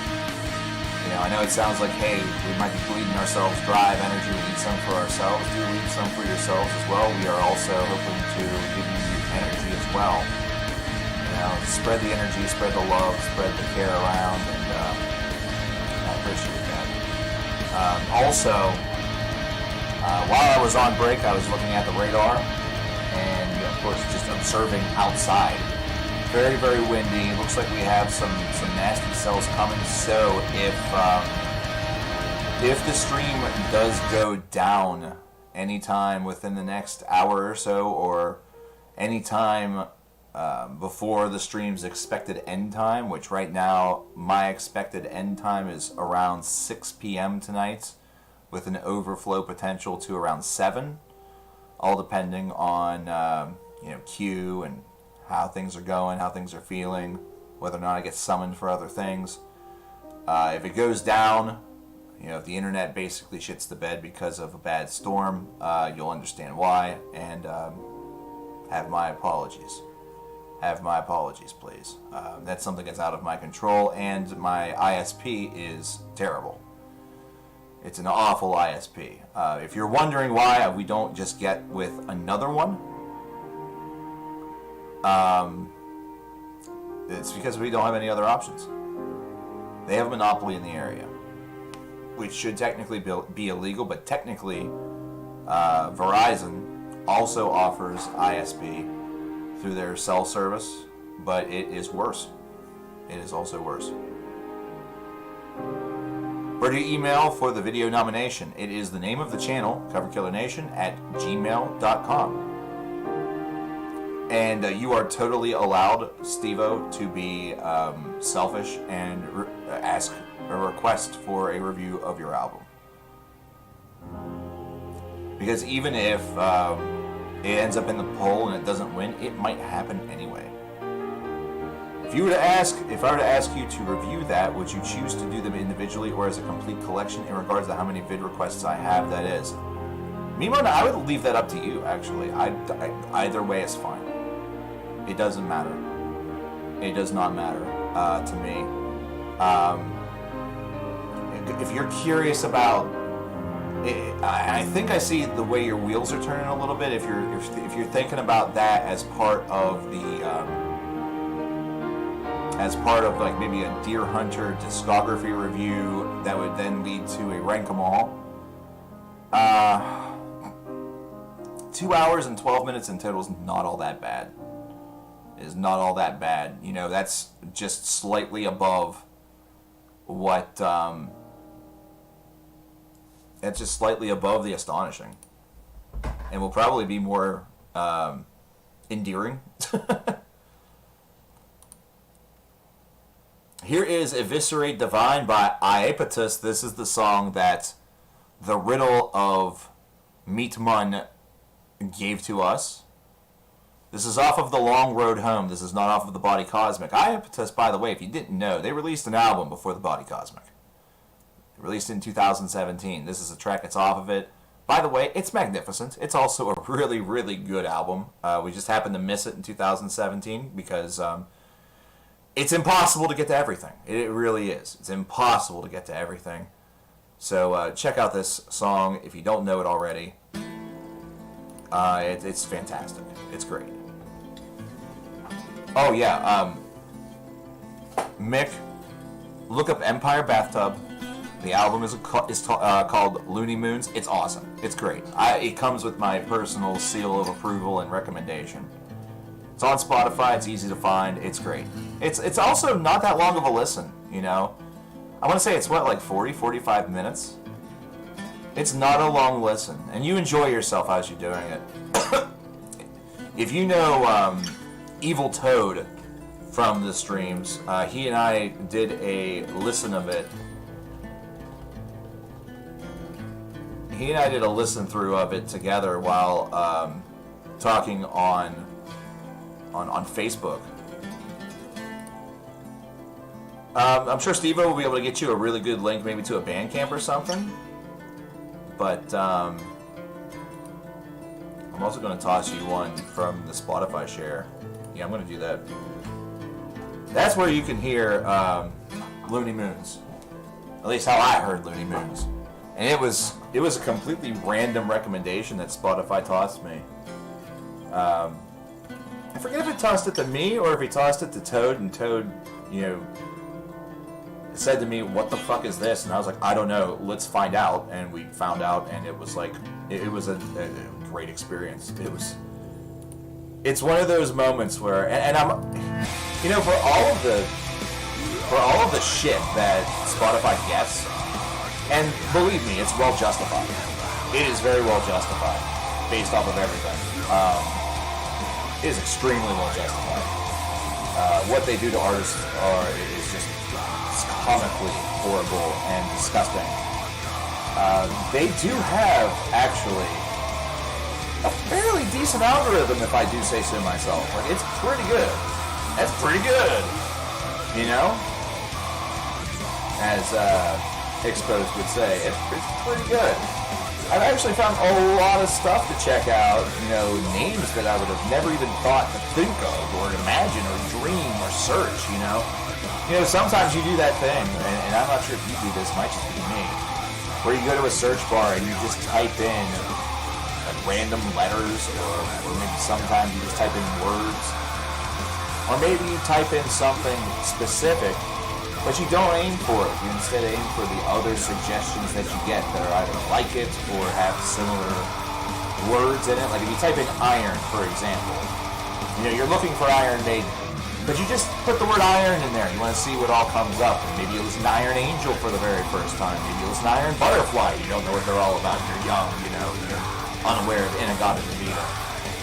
Iron Savior, there's many bands that have the word iron as part of their name. Or you just find the album Iron from Isotheorem. You know what I'm saying? The word of farewell, that does not ring a bell, meat money. So I believe I'm unfamiliar. I believe. My mind might just be failing me. But like Spike Lee, Ty, I always enjoy doing the right thing. I always enjoy doing the right thing, sir. I've seen many a Spike Lee joint in my time, but do the right thing still is like one of my favorites. Everybody knows Iron Butterfly from The Simpsons. They should, at least. There are folks out there that don't know what The Simpsons are, man.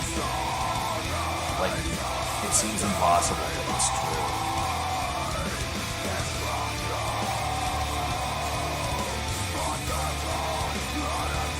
I can't remember where I was, but I mentioned some joke from The Simpsons.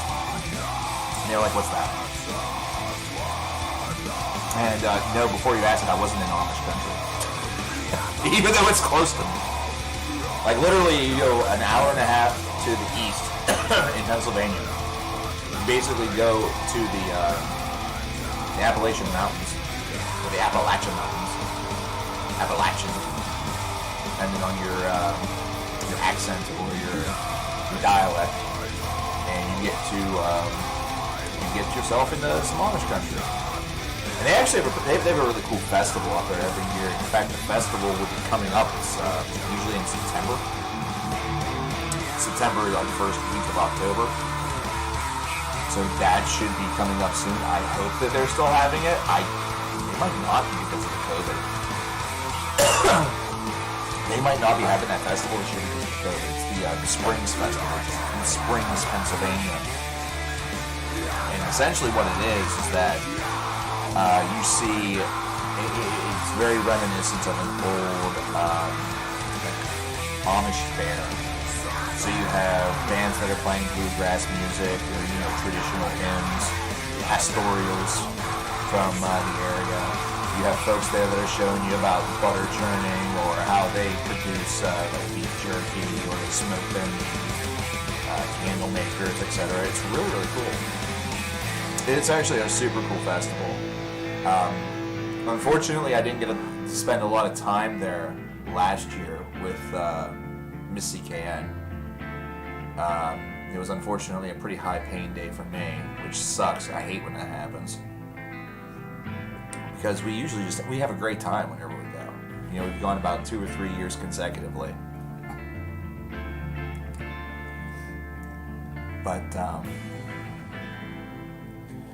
But there is also, I know that there's going to be a lot going on here in September, probably directly after Viewer Videomania wraps up. We're going to be having some painters here. They're also going to paint the garage. They're also going to fix the foundation of it. You know, this place is a bit of a fixer-upper in some ways. Like, it's beautiful. The one thing that does kind of suck about the camera that I'm using is that it's limited by its cord. You know, it's USB. And it's also very old. You know, it's many, many years old. It's why it still looks very grainy and fuzzy. It's HD, but it's not 4K or anything like that. It's not very good.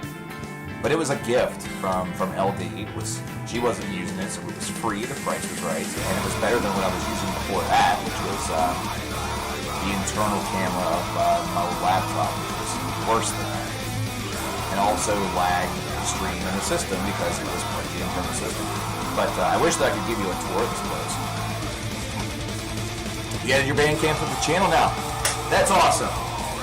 Alright, so you know what that means, folks? That means now, since I dropped Looney Moons a link, I'm dropping Nazarine's channel a link. I'm dropping both things a link. First of all, her YouTube channel. First of all, Nazarine's YouTube channel. I'm already subscribed to it. If you're not, why aren't you? It's right there in 3 convenient flavors that are all the same. But if YouTube isn't your thing because the ads are stupid and everything else is garbage and blah, blah, blah, blah, blah, you know what I mean? Here's what you can do. You can pop on over to her official Bandcamp. Her official Bandcamp is right here, and right here. There that is in 3 convenient flavors, all of which, by the way, taste the same. Bada bing, bada boom, and that is favorited. Actually bookmarked, should I say. Because look at that. There is some great stuff here.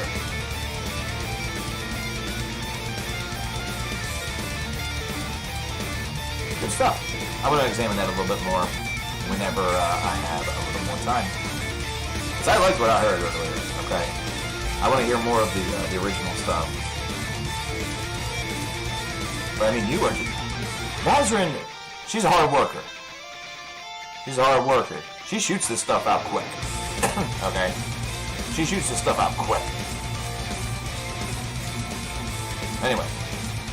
Have I heard Abyss from Unleash the Archers yet? The album just dropped recently. Yes. As a matter of fact, I have. Very, very strong album. I'll talk about that here momentarily. The song that is playing currently is Eviscerate the Divine by Iapetus. Yes, the same Iapetus that gave us The Body Cosmic last year. This song is off of their previous album entitled The Long Road Home. And Meatbun has just given you spelling information in chat. Meatbun, enjoy your wrench. Meatbun is now Meat Mod. Meatbun is now Meat Mod because he has been on the ball with this stuff. And that's what a mod needs to be. So everybody, Meat Mod. But yes, I have heard the Unleash the Archers album. I think it's excellent. It's an easy album to repeat. You know, whenever I listened to it the other night, I'm gonna take it away. Why? Why should I take it away? You sent me a tiny little thank you via the email. I have not received said email yet. Now I have seen it. You don't like power? You don't actually want this? You don't desire it? Well, here's the thing. I want you to have it not so you can, like, you know, kill people or whatever, you know, send them out of the stream. You don't have to do all that stuff. We don't have those problems. But you do have the option to post links. And you can, and basically you're helping me out by typing out, you're typing out what's playing and things like that. So I want that to be seen a little bit more and all of that. That's what I want. That's the reason why I'm giving it to you. If you still don't want it, I can't take it away, though. It's up to you, 100%. Take care, Mick. See you later, Paradise. You have yourself a good one. You have yourself a good one, brother. What's this here? I see.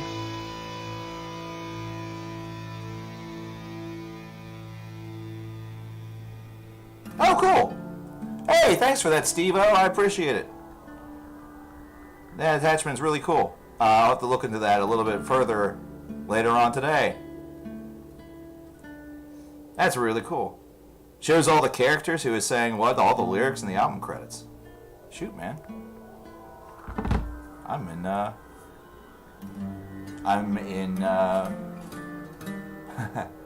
in your debt, my friend. That's cool. I'll have to share that with Toad. He's gonna shit his pants. He's gonna shit his pants. Toad isn't here because he's at work. He only day he's usually around and able to come to these anymore is on Saturdays. It's one of the big reasons why we actually stream on Saturdays, is so we can have our full group together, or have a better chance to have our full typical group together. Because we are kind of like a family here. We are a real big family here, man, and that stream on Saturday I think proved it a good bit. Not because of contributions or anything like that, but it was mostly because of the conversation that we had, and a lot of new people. You know, the few new people that we've gotten ever since we've started back up have really taken notice of that. He's not here today, but Randall, who donated the 1,000 Norwegian krone, you know, he has a video that's in his back pocket that he's already requested. You know, we already know what that video is going to be. He was exceptionally moved and very impressed, and just really, really loves this community already. And he's only been here for, I think, 2 streams at this point. And you know, I've seen how that, like, I've had that happen to me. You know, whenever I've gone into some streams over on Twitch. It's the reason why I'm subscribed to a couple of people, or why I watch them on a constant basis. It's really, really cool whenever I get to witness that happen with our community. It's really, really cool whenever I get to see that happen with our own community. That's great, and that's 100% indicative on you all. That is indicative on you all.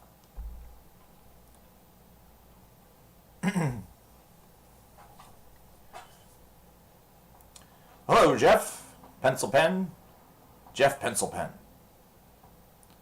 My name is Mud. No, it's not. It's Mark. Hef. El Jefe. He is El Jefe. I'm hearing things out here. What is happening out here? What are you doing? Come here. Come here, you silly kiddo. Come on. Come on.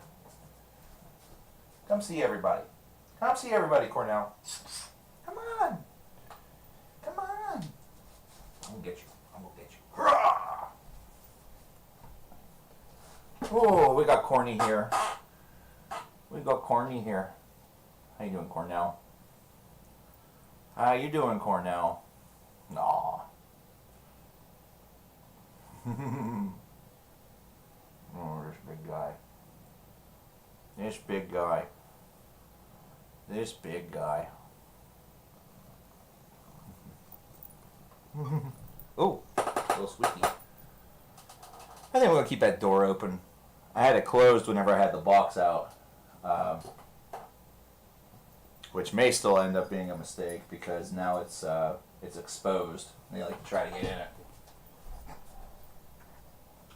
Don't rip at the box, guys, okay? I saw Mittens. He was just in here. Mitten. Oh, there you are. Hi, Mittens. Hi, Hollow Within. How you doing?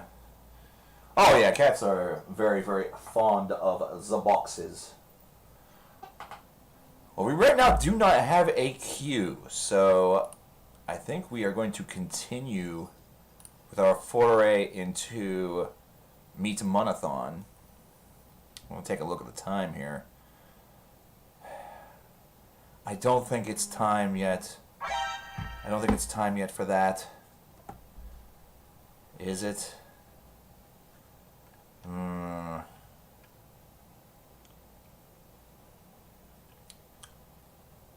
Where were we at? Meatman, you might be able to remember a little bit better than I do. Oh, no, wait, I have ways. I'm stupid. No, but I did finish that off myself. Where were we at on the Deer Hunter, on Act 4? Were we at the end of the earth? Is that where we were at? Was that the last song that we listened to from that? I'm wondering if it's that, or if it's, or is it time for the astonishing? Or was it a night on the town? Oh, we were deeper in than I thought. Okay, is that the last song that we listened to, or is that where we need to begin? You know what? Let's just listen to it, if that happens to be the case. Then the stream got downed. Will we do the Spotify thing soon? Oh, are you talking about the 100,000, the playlist? I am putting some of the pieces together for that, because I just learned yesterday. I didn't know this because I am dumb. I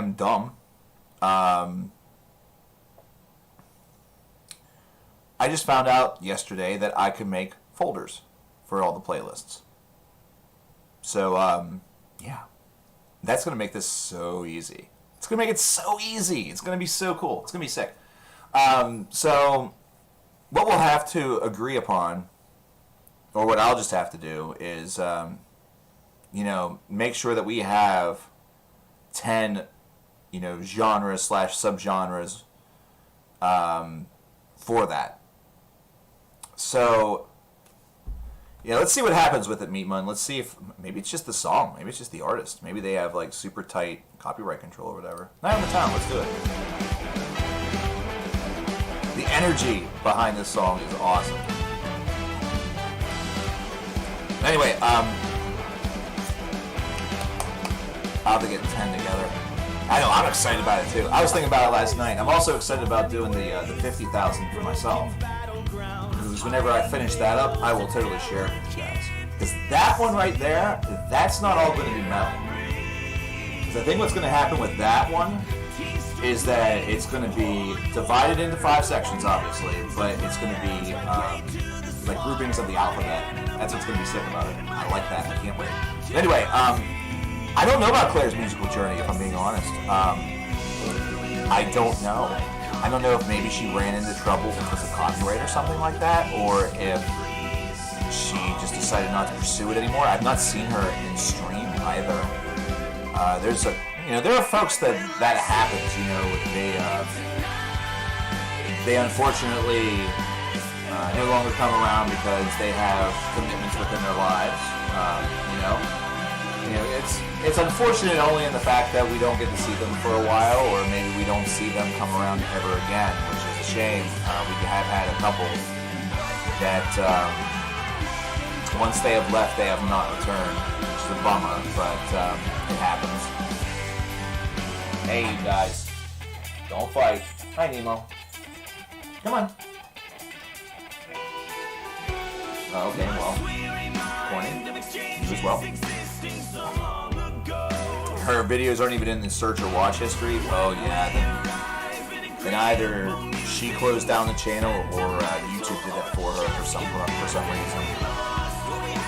Turn the music down a notch or two? Yeah, I can do that. I was noticing that was a little loud, so let's do that. There we go. Yeah, so there's a good chance that her channel probably got nuked by YouTube. Either that or, I don't know. I couldn't tell you. I couldn't tell you what the problem was there. The only one that would probably know would be her.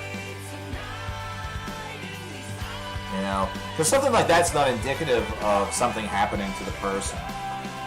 You know, there are folks that have been, you know, long since deceased that their channels still exist.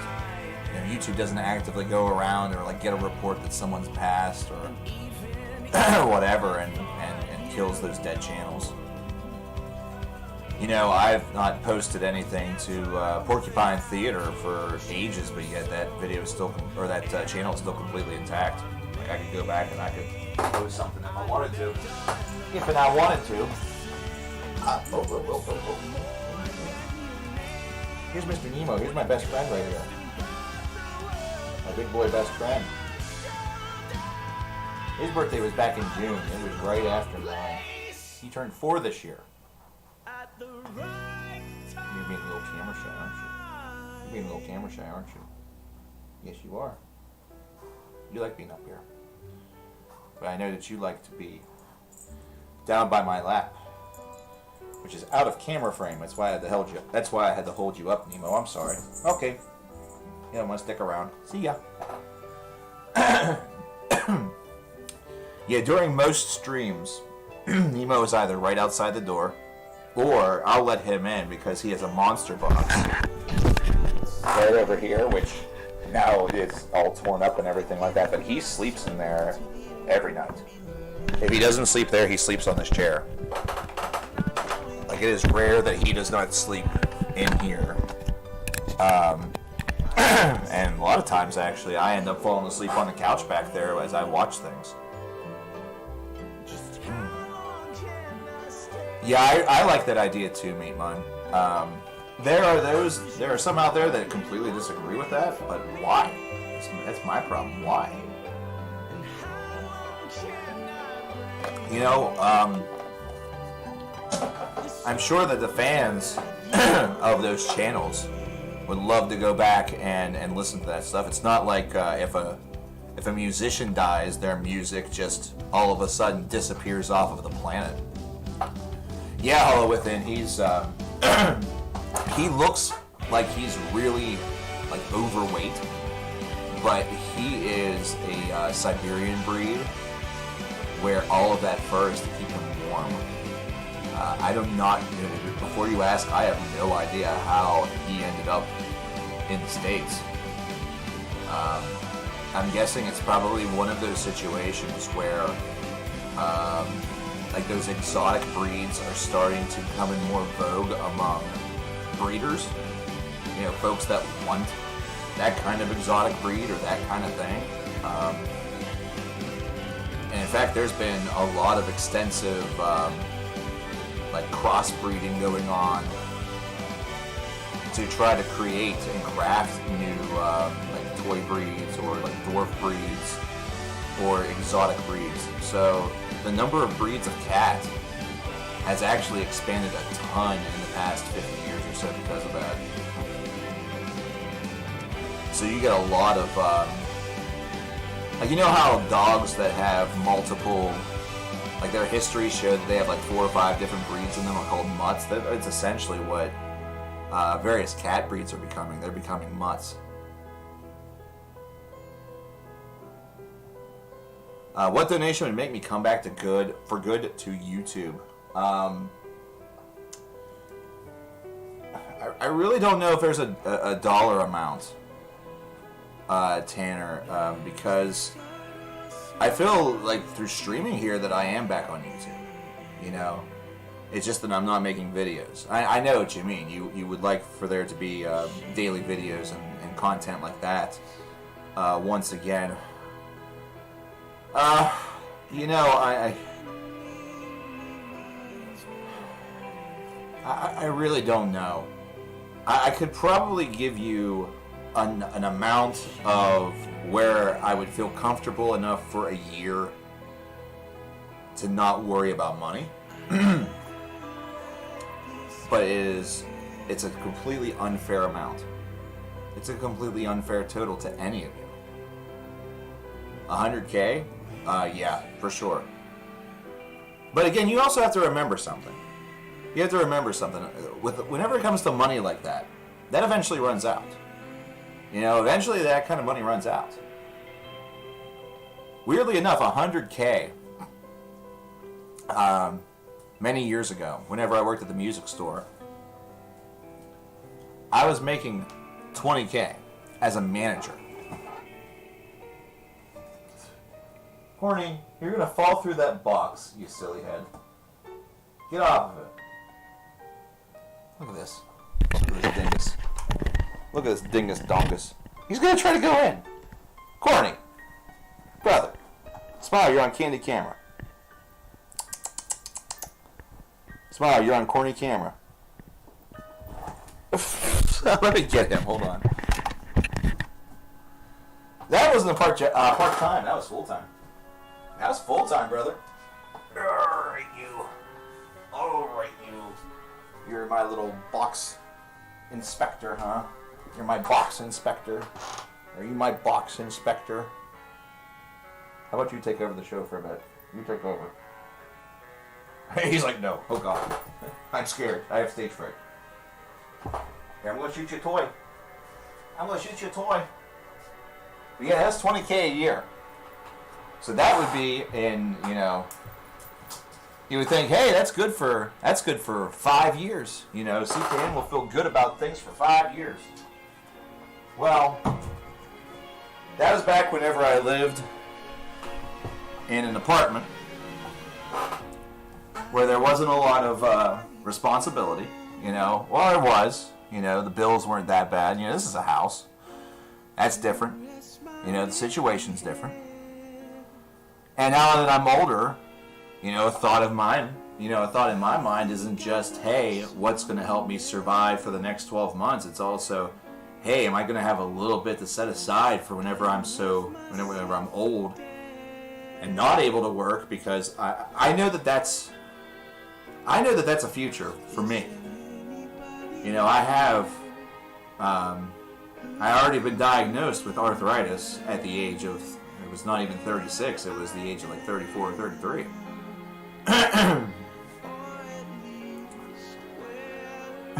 Oh, the homunculus. No, I get that completely. I get that completely. But a lot of that PlayStation is there's a big desire for that. Like, folks see all this information about exotic breeds and they want one. You know, that's that sort of sense of entitlement. But anyway, to get back to it, 100K would probably make me feel good for 2 years. That's it. And how sad is that? It's not like I'm making anything close to that. You know, it's not like this year I've made anywhere close to that. In fact, if I'm being honest with you. But I could easily make 100K last 5 years. I was thinking probably around 40 or 50K. I was thinking 40 or 50K. And that would make me feel really good for a year, probably maybe a year and a half. I could probably stretch goal it to 2 years with ease. But I really wouldn't want to put a price, an amount on coming back to something where the main issue wasn't just the money. The main issue wasn't just YouTube changing and ad revenue becoming retarded. All of those different things that were happening. You know, part of it was that I hated my own voice. I hated this. Oh, jeez, didn't mean to do that. You know, I hated how I sounded. I felt like I was doing the same thing over and over again. I was in a rut. You know, I was in a rut. The thing is that whenever I do these videos for viewer Videomania, I doubt the setup is going to look all that different. I doubt the way that I do things are going to be all of that different. But I am excited to do them. I'm very excited to do them because it's one thing about this that's always been cool and has never really been the problem has been the ability to be analytical about music. It's been able to share music to other people and tell them some things that are really great that they may not have otherwise known about or heard of. You know, it's introducing people to music. it's being a part of this community that's right here that introduces me to music, and vice versa. You know, there's a very big give and take there. You know, we're never going to be a channel. We're never going to hit a million subscribers. We probably will never have a video that reaches 1 million views. You know, we've made it to 250,000 on 2 occasions, but a million's completely out of the question. You know, I think we've reached the apex of what we can experience.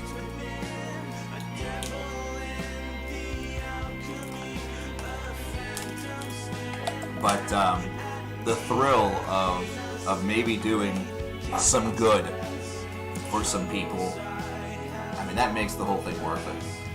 As a great example, though, if you're asking monetarily, Tanner, I am looking for the next position that I am in, the next adventure, to pay at minimum between 35 to 40K per year. So, I guess to answer your question, if and obviously have benefits. So if somebody was able to get me a 5-year deal with YouTube, or to do YouTube, and it offered that amount or more, I guess it would be hard for me to say no. It would certainly be hard for me to say no. We mentioned this before, there are more tigers in captivity in people's backyards in Texas than there are in the wild in the rest of the world. Yeah, because everybody from America keeps going to the freaking, they keep going on safaris to the goddamn, jungle of Africa, and they keep on shooting them as trophies. I'm sorry, I'm not a big advocate of big game hunting, man. I really am not. Whenever you learn about some of these creatures, whenever you learn about them, and you look at them and you kind of observe them, I'm an animal guy. Most folks would take a look at an orb weaver spider and think to themselves, I need to destroy that immediately or burn my house down. Meanwhile, I have an orb weaver spider that is out on my porch, spins huge webs every single night, and I have given her a name, Roberta, and I turn on my lights for a half an hour every night so she can catch prey. You know what I mean? Would I want Roberta in my house? Not necessarily, but Roberta has no desire to be in my house. Orb weavers want to be outside close to lights, big webs so they can catch prey. She's going to eventually abandon making a web outside. In fact, it's going to be within the next month. She's going to retreat into her day nest. She's going to lay her eggs, and then by winter time she'll die. They have like a 1-year lifespan. And then after that, I will never see her again. I'll never see Roberta again. But hopefully one of her sons or daughters, one of her young, will decide next summer to do the same thing. You know what I'm saying? Well, here's the thing. If the spider is inside and is very small, and I know that there's no real way that I can be ginger enough with it to get it outside, I will kill it. There are limitations to my love of nature. I like nature in nature. I don't necessarily need nature in my house. So if I see like those little like fruit flies or gnats or whatever that come in through your pipes, because it's like excessively humid, I want those destroyed as quickly as possible. I want those eradicated. I will go on missions. I will sound like a madman in war to destroy all of those whenever I see them. And it has happened before. And especially over on in Hell Apartment, we used to get those pretty badly. Hey, Serbian Hammer, how you doing? You doing okay, dude? Well, see, they're like around here, like especially here in PA. Hunting is actually it's necessary over here because the deer population out here is definitely has grown. It's very large. We have a lot of them that track down from the mountain and end up on the roads. It's very commonplace in my area to at least have had one accident involving a deer, whether it's hitting it or nearly hitting it. So hunting deer, for example, I have no issue with that. I couldn't do it.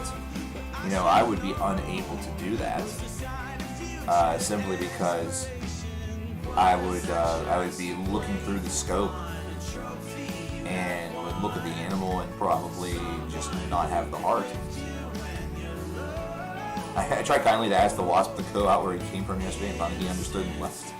See ya! It's funny you mentioned wasps because I had carpenter bees. Over on Pittsburgh Street, over in Hell Apartment. There was like 4 or 5 carpenter bees that must have been part of a nest that was in some woods somewhere that would always fly around while I was outside. They're completely harmless. They're not going to sting you. They don't. 2 of them landed on my chest, on my shirt, and started going at it. They started fucking, man. They started fucking. I don't seem to be a Day to Remember fan. I'm not. It's true. I'm really not. I tried on multiple occasions and it just didn't work for me, dude. What those videos might tell you is that I'm extremely prejudicial toward fans. That's not true. A lot of the hatred and a lot of the really savage, the savage moments in those videos, or any insult to fans therein of these groups, a lot of that is just extreme behavior. I'm pretty chill, actually. I'm not gonna fucking... Whenever I worked at a music store, I wasn't gonna run up to someone and say, "Your taste in music is garbage and I refuse to serve you." Fuck no. I'm not gonna do that. And I never did. I like having conversations about this stuff. It's why I like having conversations about just about everything. Which makes it really, really difficult to be on social media these days because a lot of these people don't want to have conversations. They just want to say, I'm right, you're wrong, you're stupid, you're retarded, it doesn't matter what you say, hey, you presented facts, well, those are the wrong facts, those are fake news facts, those are bad facts, my facts are the right facts, even though my facts are backed by nobody and sound like the start of an X-Files episode, you know what I mean? Having a discussion about something in 2020 is kind of like pulling teeth. You don't want it to happen to you, and you don't necessarily want to watch it to happen to somebody else.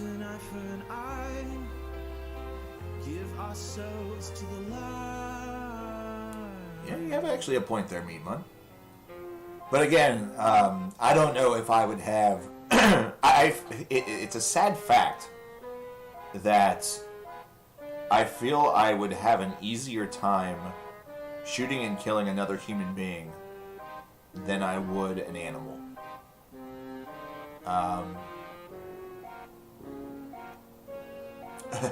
Unless they were giant cockroaches. Unless this was like Starship Troopers and they're giant cockroaches or like giant bugs, I'd probably have some trouble with that. Now, if it was a necessary evil to defend my home and defend my person, I don't think I'd have a problem with it at all. I think I would get over my reservations very quickly. I may be haunted about it later, but I'd easily be able to justify the fact that, bitch has gone crazy. You pretty much always catch and release outside spiders, bumblebees, and wasps that find their way inside. Yeah, I try to do that as well with some of the bigger boys. And especially, some folks call them lightning bugs, others call them fireflies. And even stink bugs. Though I just recently learned that stink bugs are horrid for crops, so despite the fact that they get really, really stinky whenever you kill them, hence their name, I may have to forego my reservations about, I might have to forego it and just wait. The vid that you recommended a couple of streams ago, oh my gosh, you may have to be a tad more specific than that, my friend, I apologize.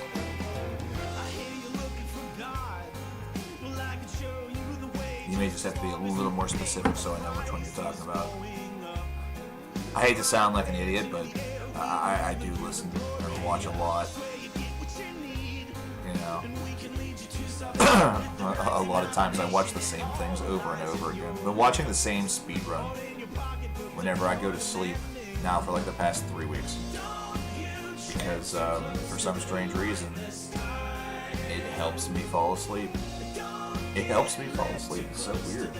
And it's a good run too. Like, it's a very entertaining individual, and it's just very comfortable, I guess is what it is. I gain comfort from it. I don't feel stressed out. I don't feel any stress from it. Makes it very, very easy to fall asleep, I guess. It's an interesting commentary on this. Hey, we're currently listening to The Deer Hunter. This is Act 4 of their major cycle, Rebirth and Reprise, or Reprise. Continuing some of what was formerly known as, still actually known as Videomania. Currently have no queue, actually, so if you have a song request that you would like to get in, it is $1 per minute, as you see on the left-hand side of your screen. You'll also end up part of a grouping of folks that will potentially have the ability to request a video. Actually, you will be able to request a video. Your video may be made as a result. What is happening? What the shit just occurred? Would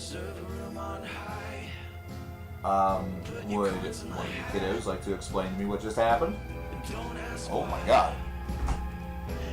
That was terrifying. It's starting to get gnarly looking outside, guys. Is that what's going on? Yuri Bresmanov. No, I don't think I have that yet. Hold on.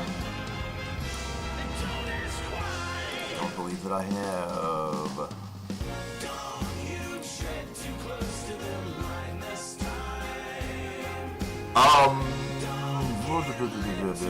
Is it about the disinformation tactics? What was the video specifically about? You can actually post links now. New Orleans is the new Vietnam by I Hate God by PlayStation Metalhead with the $3.99.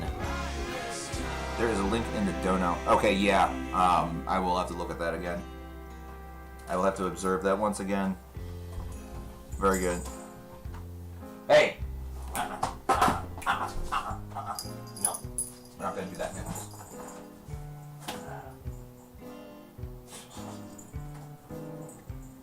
Things are getting out of control here, boys.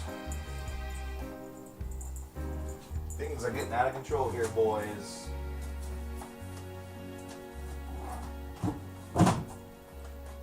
Box is getting closed up, gents. Everything else is going back atop it. Sometimes you try to be nice to them, you try to give them things, and they just, they can't help themselves. There you go. Anyway, from the 20th, okay, can do. The Bee Matchmaker. Matchmaker, matchmaker, make me a match. Find me a find, catch me a catch. Technetra by Vulcan, I have. Solid album. Solid album. I enjoyed it. We will take a quick break from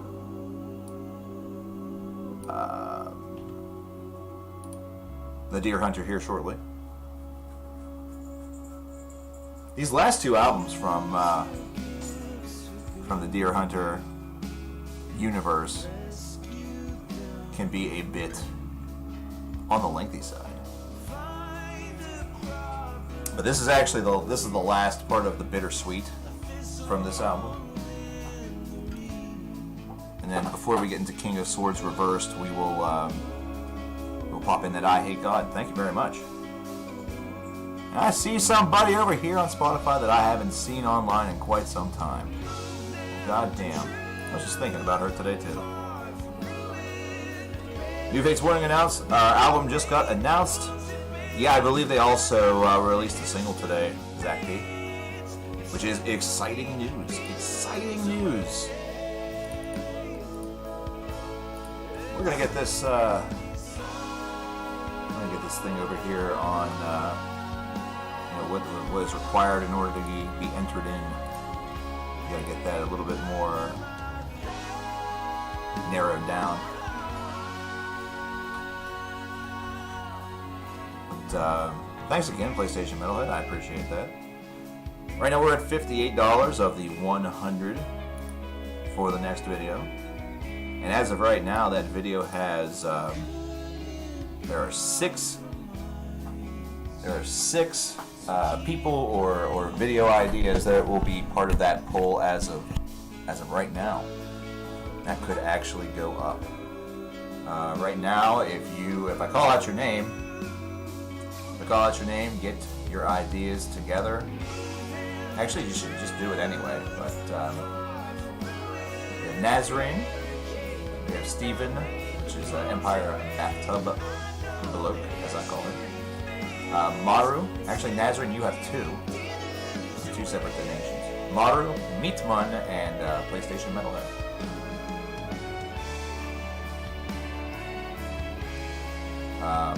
I know that Maru is the only individual here from our previous video that got funded in this way, slowly but surely.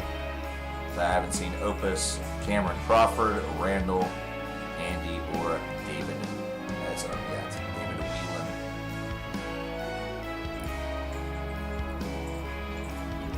I mean, bands old or new, you all can recommend. If it's bands I already know, I will just say so. What are your favorite styles of music, or your favorite genres or subgenres of metal?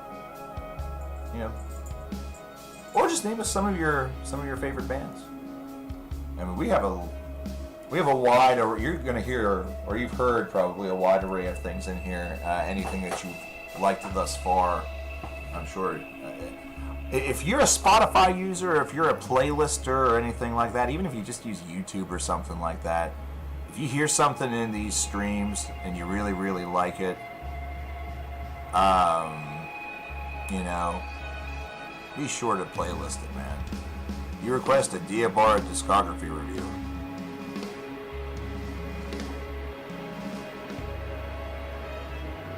Shit. Is that locked in?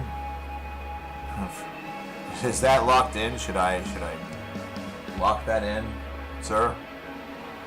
I have a bad feeling you're going to say yes.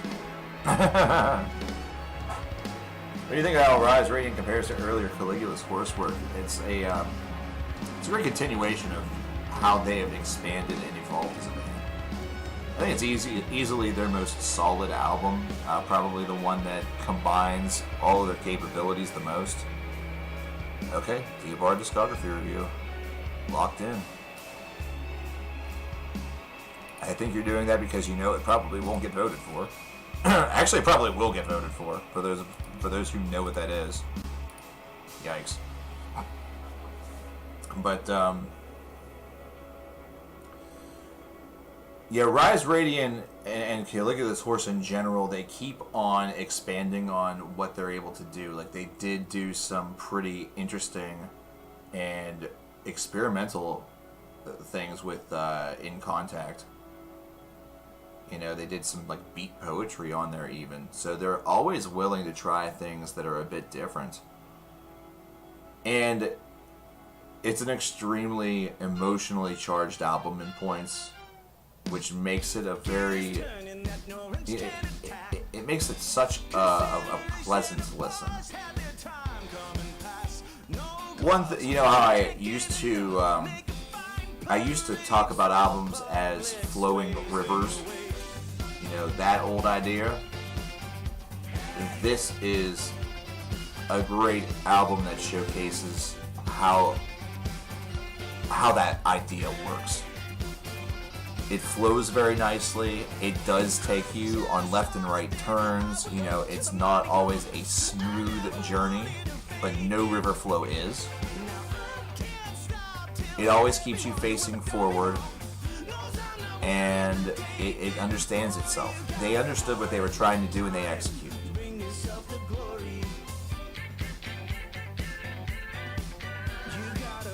Tanner, I would actually recommend the band that I just talked about, which is Caligula's Horse. Caligula's Horse is quite good, quite excellent. In fact, they just released a new album this year. I formerly had a gigantic list to the left of my personage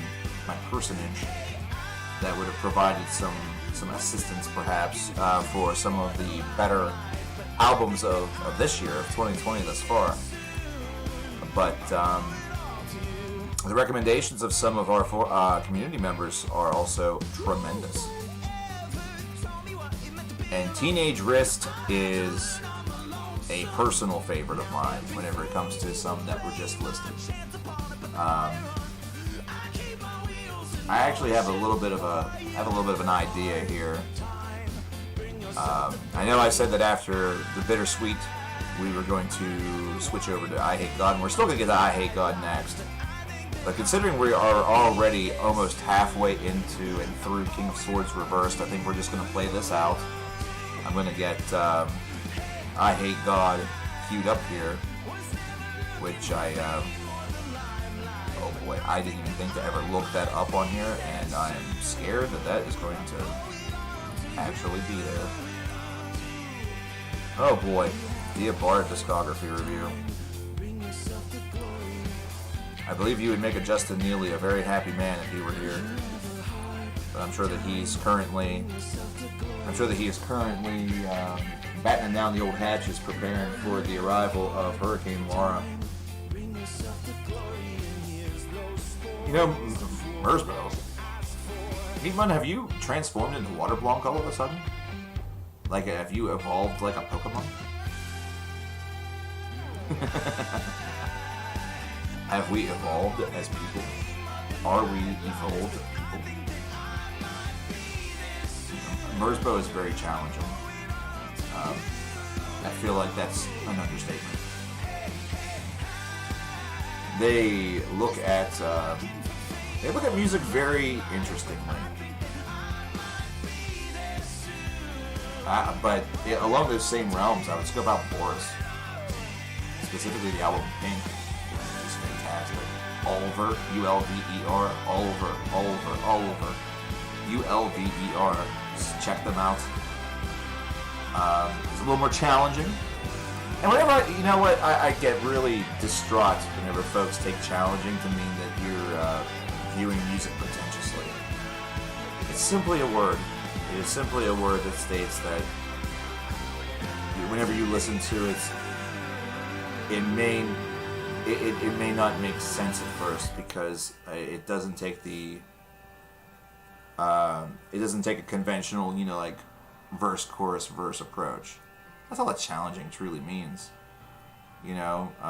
Avant-garde music or any group that considers themselves as such,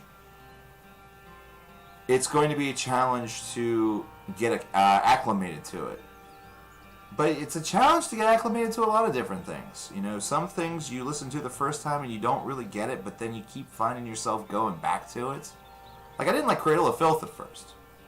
For a long time I thought to myself, I would never ever have a Cradle of Filth album in my collection. I would never like Cradle of Filth. I'd heard a couple of songs and was just like, whatever. And now I have like 4 or 5, maybe 6 of their albums. At one point in time I was like a massive fan. The very first time I ever stage dove was at an Ozfest during their set, during Beneath the Howling Stars, no less, which is awesome. Still a super cool memory. This is New Orleans is the New Vietnam by I Hate God, by the way. This was released in 2012.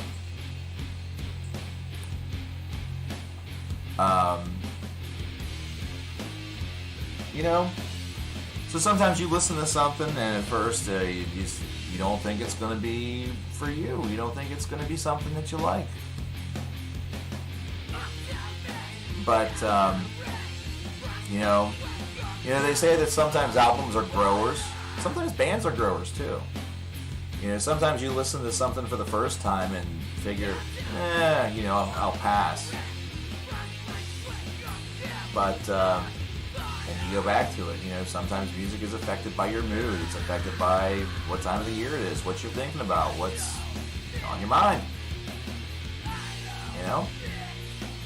Like songs that were very emotionally charged or very deep.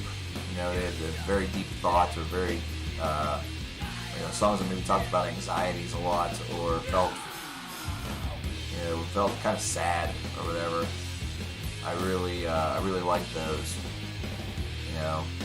I had a lot of sad tracks for a long time that were among my favorites simply because they felt very complimentary to me. They felt like I could refer to them. They were very relatable. Yeah, the astonishing had the absolutely opposite effect. It's very true. That can happen too. Like I said, I was a huge Cradle of Filth fan for a while, but right now, meh. I'm not really one that's going to sit here and say that I'm a big Cradle of Filth fan currently. We do change as people.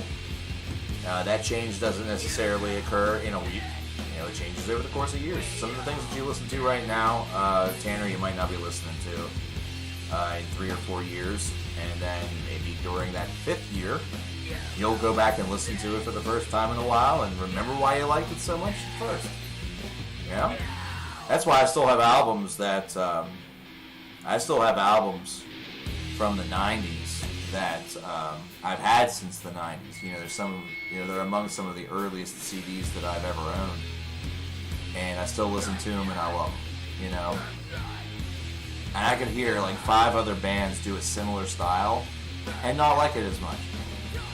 There is a bit of preferential bias that you do get because it was something that you remember from a previous period of your life.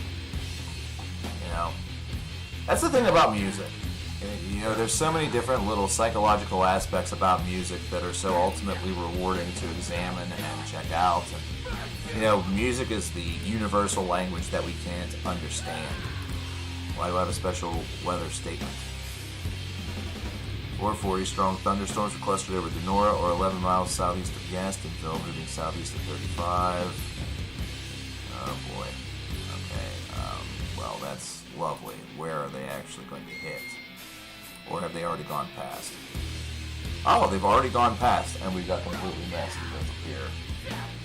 Is that true? It is, of course it is.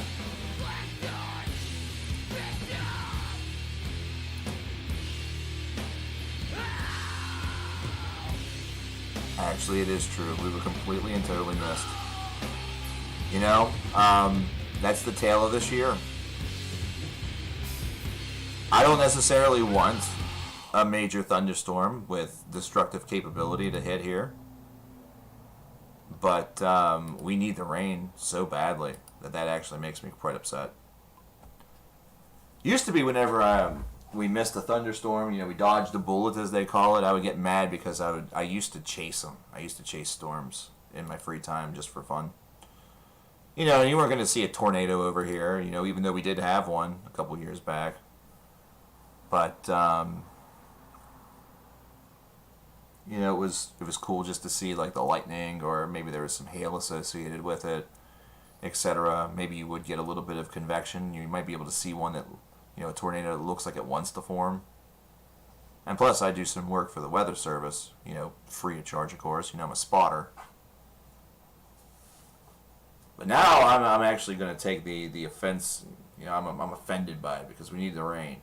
We need it bad. I used to, in previous years, and I have to say it this way because this year I really haven't gotten the chance to do it. I had a number of yards that I tended just as like a little side thing because I really love cutting grass. Secret hidden thing about me, I love cutting grass a lot. Like it's just That to me is another really, really relaxing experience. That was another really, really, it's another really relaxing experience for me. I love it. And the fact that I haven't gotten to do that a lot this summer makes me sad. It makes me sad on the inside. I'm a sad CKN. Sad boy CKN. As redneck as it sounds, sometimes all of your problems can be solved just by sitting on a tractor for an hour. That's about as redneck as I get. That's about as country music as I get, too.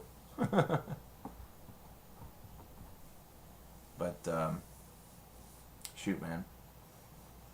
It looks like there was a second line. Maybe we'll get hit with that, but ugh. This just makes me think that once again, the fact that it seems that the remnants of the hurricane that's coming will probably come through the area. I'm thinking that all of a sudden, magically, that track is going to dissipate and disappear and go to the south or to the north or to the west or to the not here. You know, like probably some retard in this town made a deal with like the redneck Jesus or like the redneck devil for it to just be perfect blue skies and sunshine. That way I can drink a White Claw and be out on an inner tube on the goddamn river. Do that for 78 days as opposed to doing something contributory to the society. And for some strange reason, that's the deity that actually opted to deliver. Let's roll back to a little bit of the Deer Hunter. If all goes well, we're getting down to the last 4 tracks of part 4.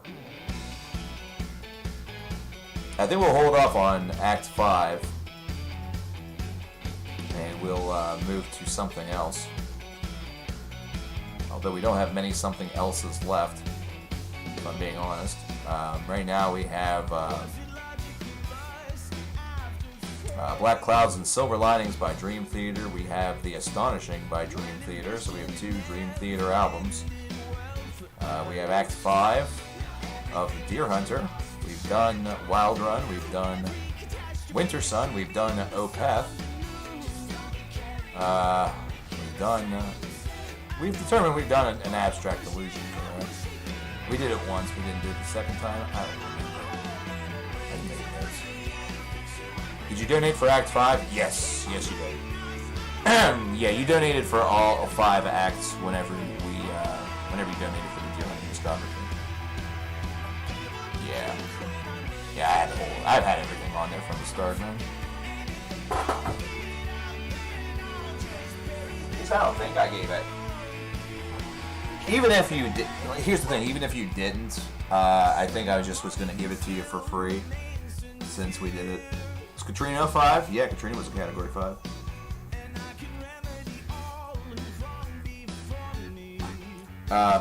The weird part about it was that I don't even think Katrina was the strongest storm of the year, like whenever it comes to power in the ocean.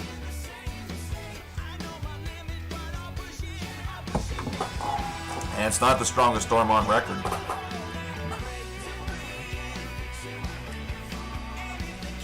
But yeah, it did weaken whenever it hit land, which is just, that's what happens. Is whenever the outer bands of a storm affect land and get affected by land, it does affect the storm also. Land is one of the largest deterrents whenever it comes to development for hurricanes, and thank goodness for that, because if it wasn't, then you could honestly, hurricanes could just roam unabated. Have a Category 5 hurricane that hits New Orleans and then, is affecting Indiana and Tennessee or whatever it's in its path. It could just go up into Canada and affect Canada as a Category 5. Could you imagine if that was reality? Could you imagine if hurricanes were not weakened by land? It's crazy. That'd be a crazy thought. And scary. That would be petrifying. That would honestly be petrifying. The reality is that once a hurricane hits land and is affected by, land and buildings and structures and things like that, it quickly weakens. it quickly weakens. That's why usually you'll see storms will be, at their highest strength or whatever, and then quickly diminish to 70 mile per hour winds, and then tropical storm winds. Now you'll see tropical storms that can live over land a little bit better. But the problem is not just in the winds, it's more so in the organization of the storm, the things that make it a tropical system. That's what breaks down.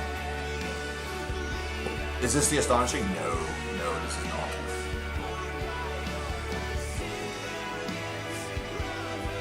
It did have the highest storm surge, and really the big thing with that,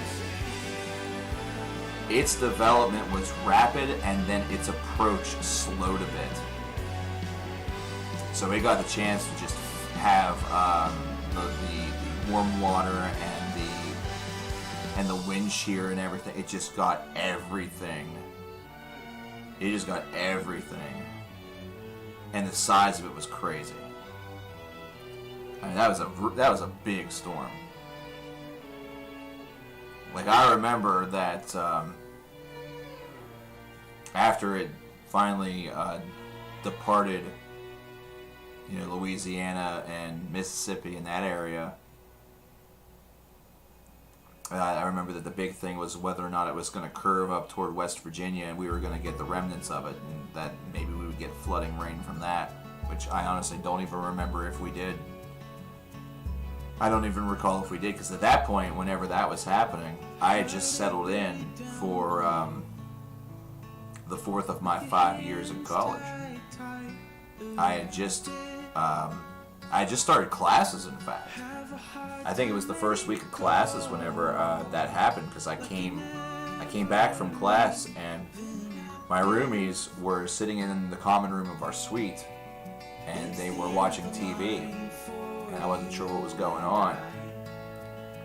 And that was whenever they announced the breaking of the levees and everything down in New Orleans. Like, I knew that Katrina was a big son of a bitch. I was still tracking the weather. I figured it was going to be a hell of an impact. It was going to be pretty bad. But nobody saw the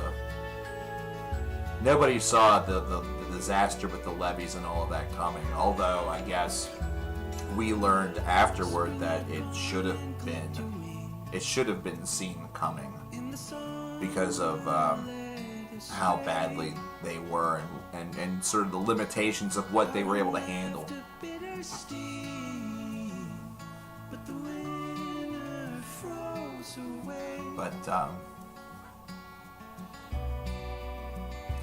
But interestingly enough, it was a couple of years ago around this time, I was just looking at some old statuses. A couple of years ago around this time was whenever Harvey was first starting its impacts.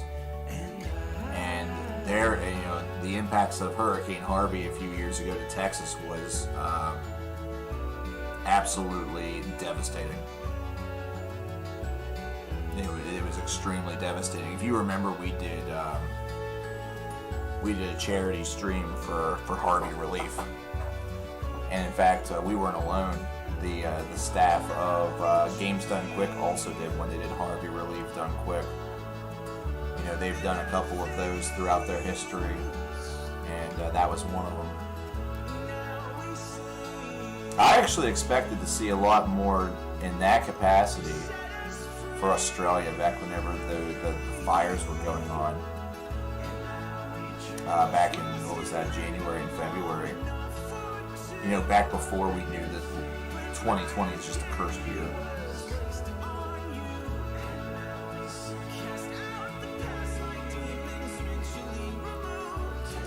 And of course, now there's big fires and fire danger over in the west part of the United States.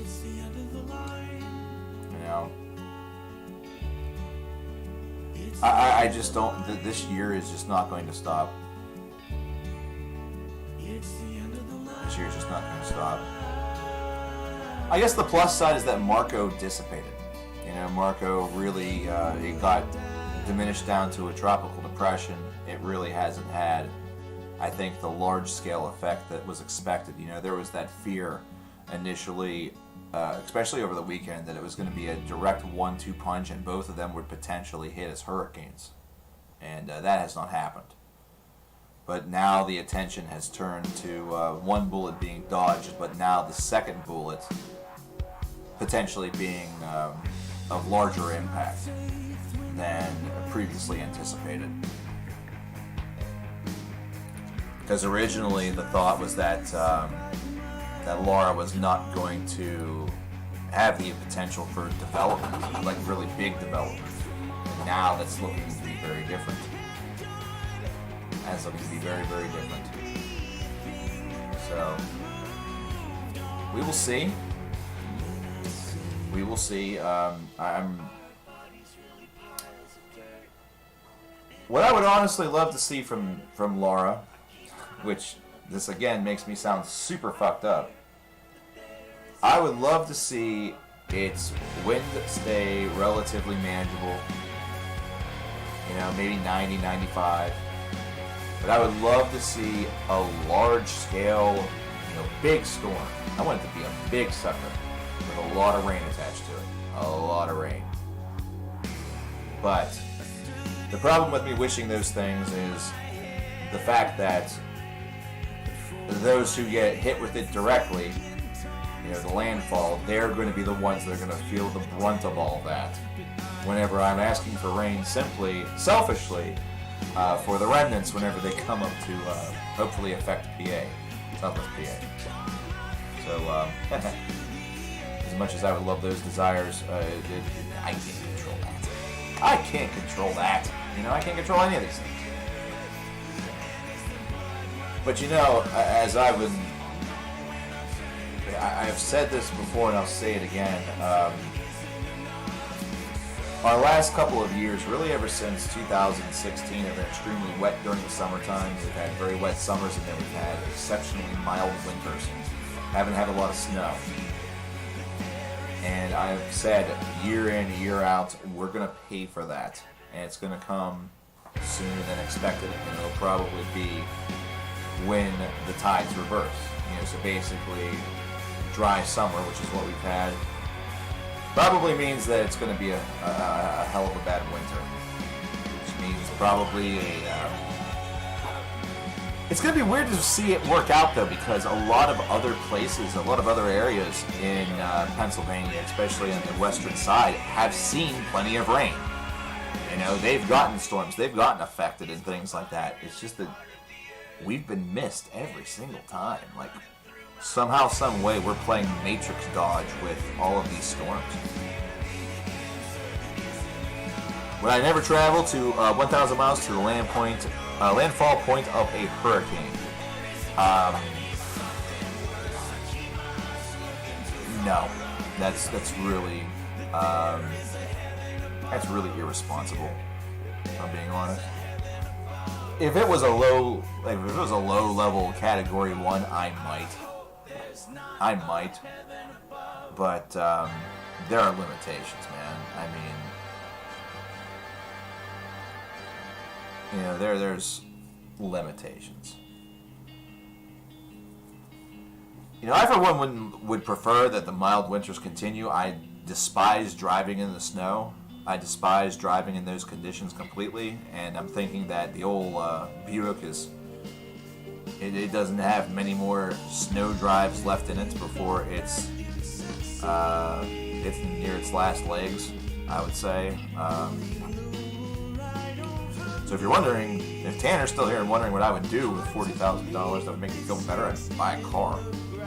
You know, but anyway.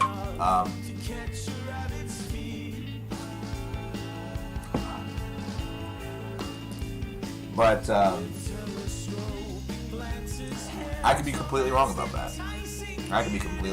that. There's a good chance that it could just be, it could end up being a very active winter, but it could all be rain. It has been proven that over here the average temperature of winter has gone up. You know, global warming and all that stuff. You know, I don't use air quotes because I disbelieve in it. I truly believe in it, but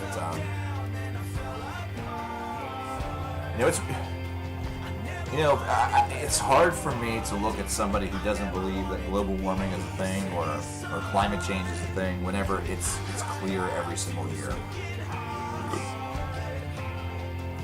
Look in your history book and see if you can find another time where there was the potential, at least for a short period of time, of two hurricanes colliding. Two hurricanes colliding. Think of that.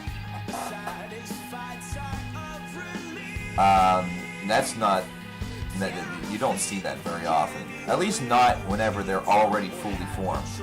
You can see, and there have been times in history where multiple waves or individual waves have combined in order to attempt development. It's not always successful.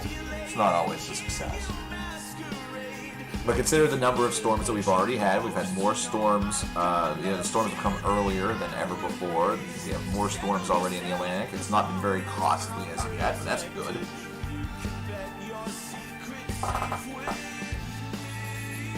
Well, here's the thing, PlayStation Metalhead. If we get a big-time snow here, they will be... Oh... There it goes. There it goes, Meatmun. On the very final track. On the very final track.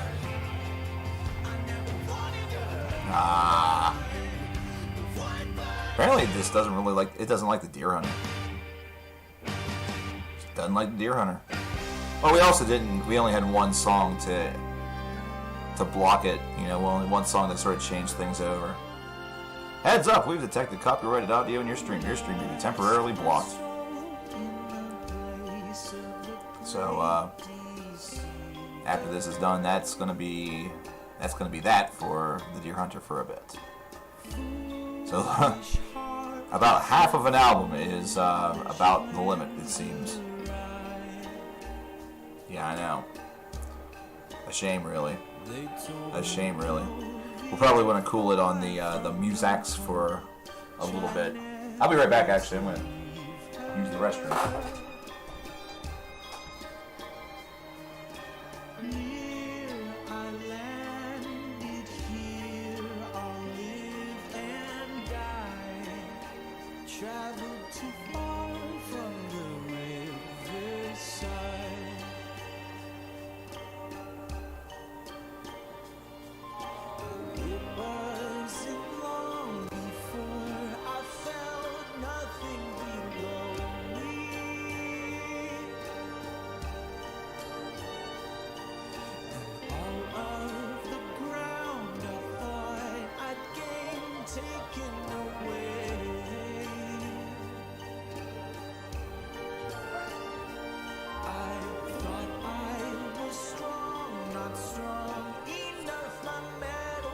Tomorrow. It's amazing. It's amazing. Look at the camera, baby. Look up there. Give a little. He's like, nope.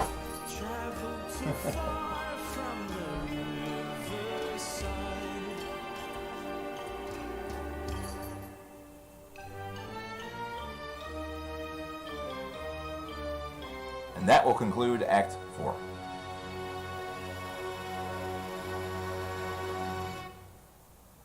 Da, da, da. Boop.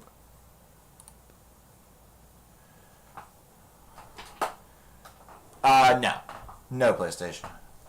What that'll probably mean is that the video, like the playback of the stream, will probably be unavailable anywhere. So anybody who missed the stream probably won't be able to watch it.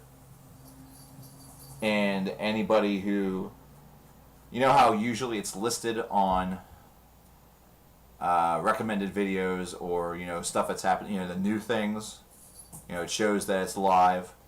That usually gets terminated, so you can no longer see that. So nobody can come in now. And some folks might have the stream just outright drop. Has Act 5 been played in stream before? No, it hasn't been played in stream before, but it has been reviewed. In fact, that was the only Deer Hunter album out of all of them that I actually ever reviewed. All right, Tanner, you have yourself a good one. We may be wrapping up a little early anyway because of this. Because this kind of does restrict a little bit. This does restrict some things. This does restrict some things.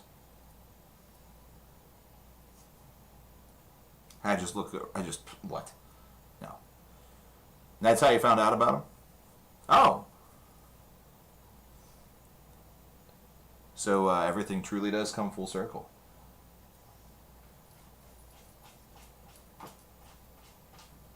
Sure you get all of it, Blazer.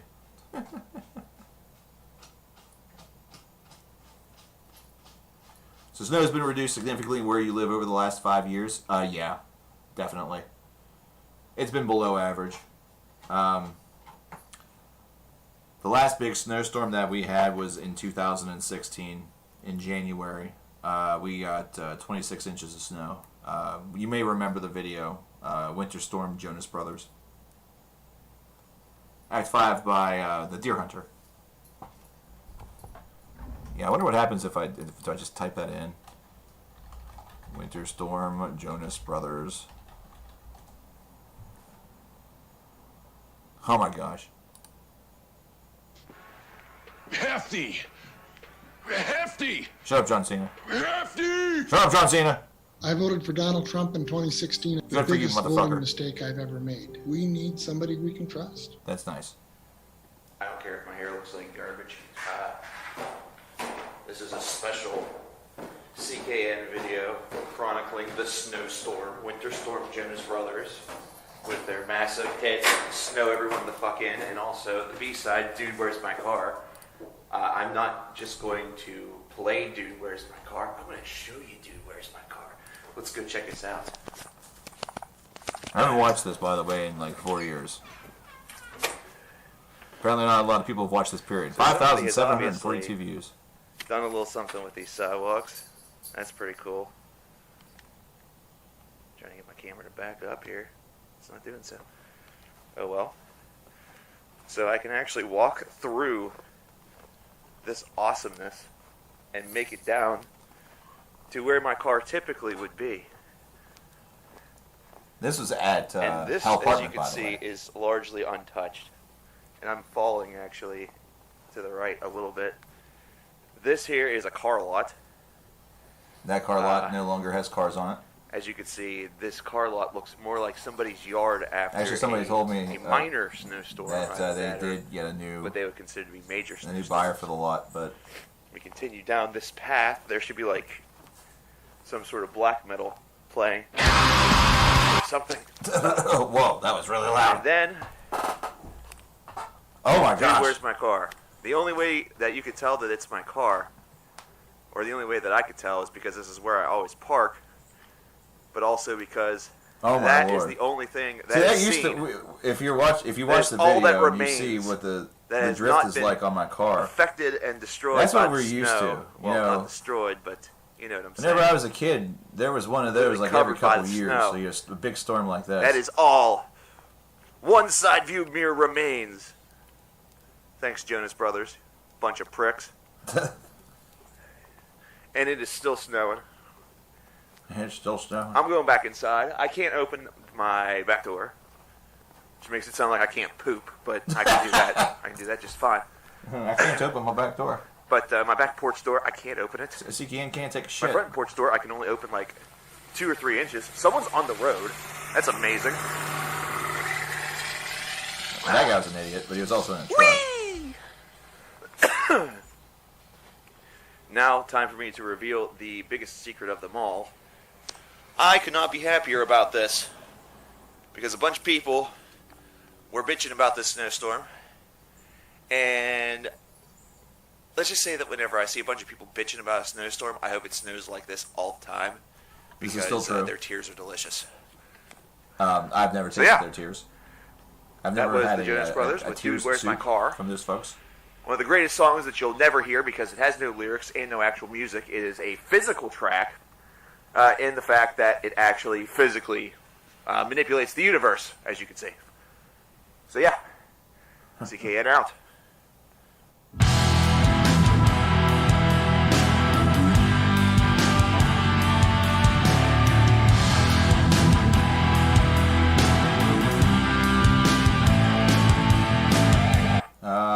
old songs. Oh shit! I just realized. All of my old music and stuff that I used to use for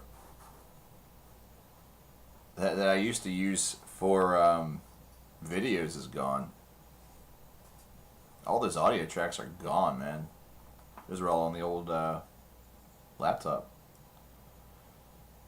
That was all on the old laptop. I'll have to get it back for these videos, or get something new. I'll have to get something new, maybe. Find some things that are a little different. Change it up, you know? Nah, I still have that CID, that content issues detected showing. We might not be going until 6 o'clock after all. We might be just calling it a day at 5:30. That's okay. If that happens, it's fine. It wasn't for the reason I expected, though.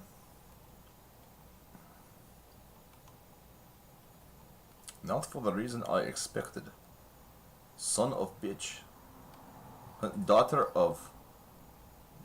mother. Daughter of what? Wait. Daughter of mother? Well, since we're already this far...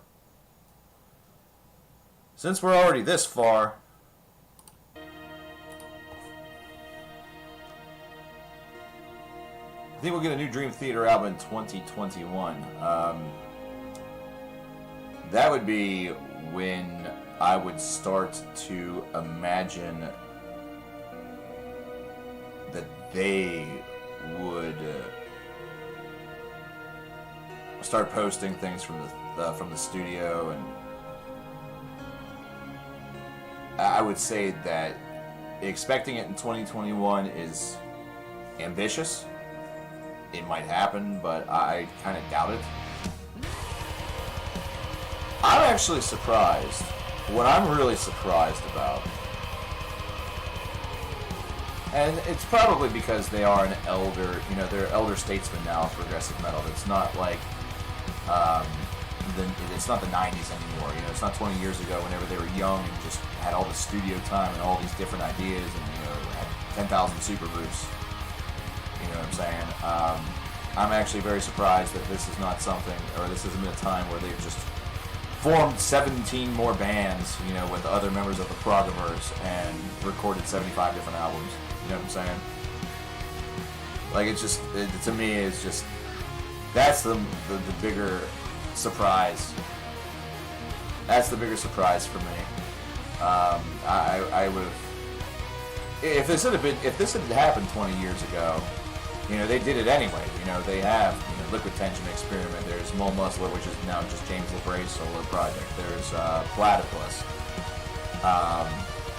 There's Transatlantic.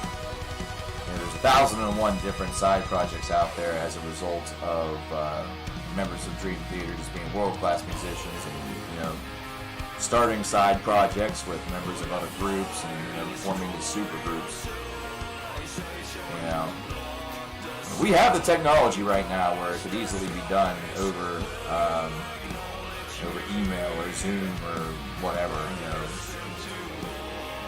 It's not like it's not 2003 where the album from the Postal Service, how that was being emailed to each other by the members, and they made it that way. You know what I'm saying? It's just, we have more modern technology now. It makes it even easier than ever. So, like, quarantine is honestly not an excuse that for a musician can really be, I guess, used, unless your embrace is the live setting and live writing and everything like that. I guess that is the one big thing, is that writing together would be exceptionally difficult. Now, with your new computer now at use, I still need a few things, and it should be good for the next 5 years or so. Oh, so your brother didn't run into any problems while you were doing the build? That's awesome.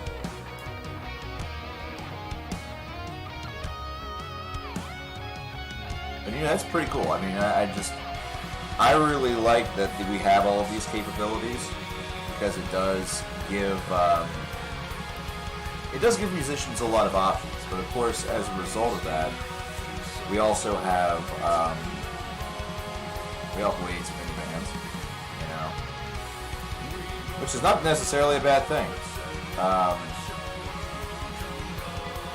But it does, you know, the more artists that you have out there, that's more of the big pool that's kind of being taken away overall.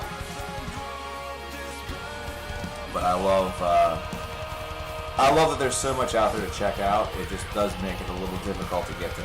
It makes it impossible to get to. If it was impossible to get to everything before we had all of these capabilities. You know, because I think what's really discounted a lot of the times is that even whenever the internet was not a thing, or even whenever the internet was not something that dictated, you know, how we were able to do things, or if we were going to be able to share things, and blah, blah, blah, blah, and whatever.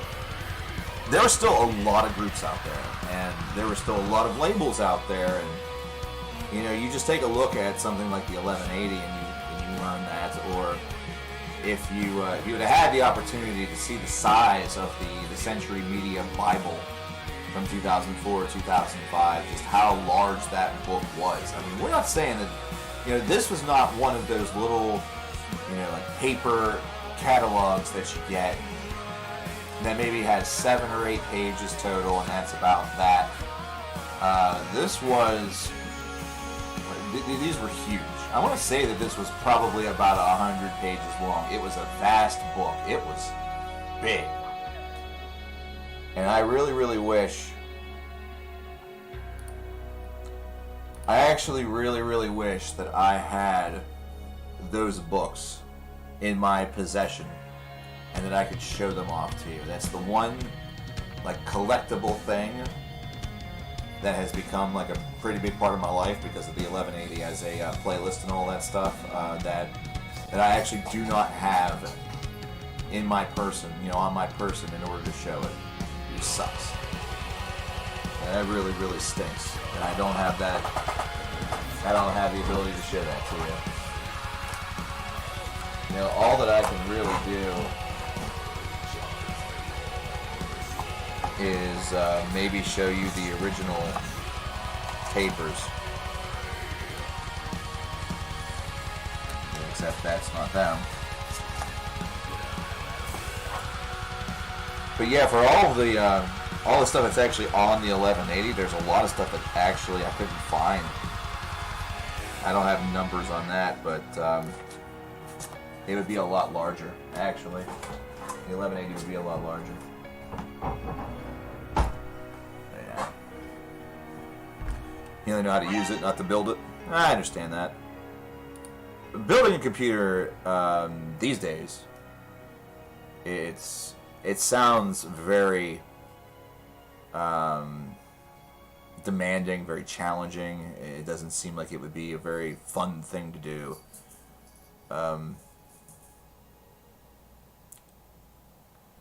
And in many ways it's not. In many ways it really isn't. We have made compatibility and all these different issues like really, really odd. We've made all this stuff really, really odd. So, I mean, what can you do? What can you really do? I remember whenever we were making this machine, whenever Lettuce Death and I were making this machine, we got all the parts, and you know, installing all the parts and everything was fine. It was, you know, trying to get the sucker to actually transmit to I'm trying to get it to actually transmit video. The video card was given some issue, and once we did,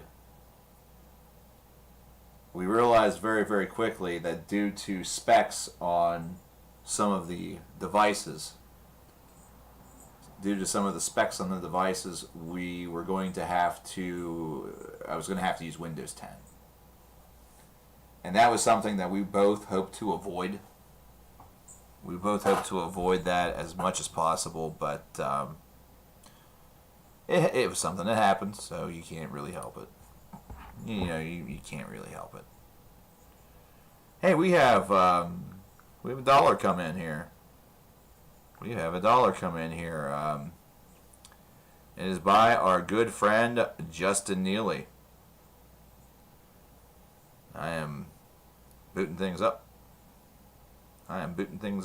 Very, very shortly.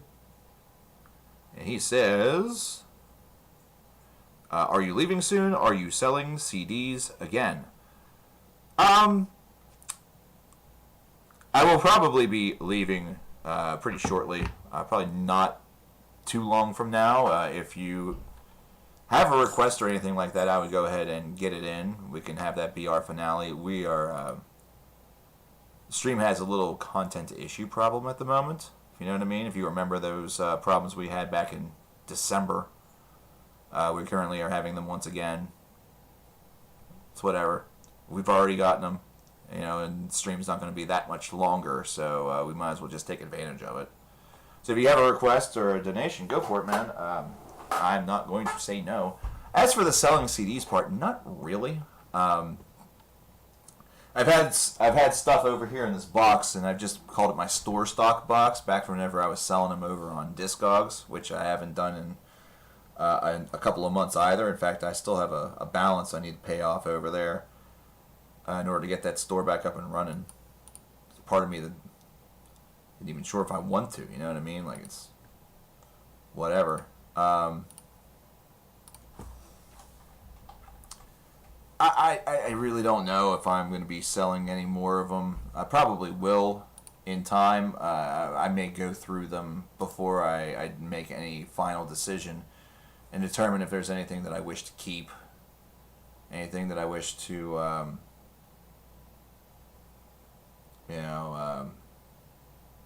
anything that I want that previously I was kind of willing to part with.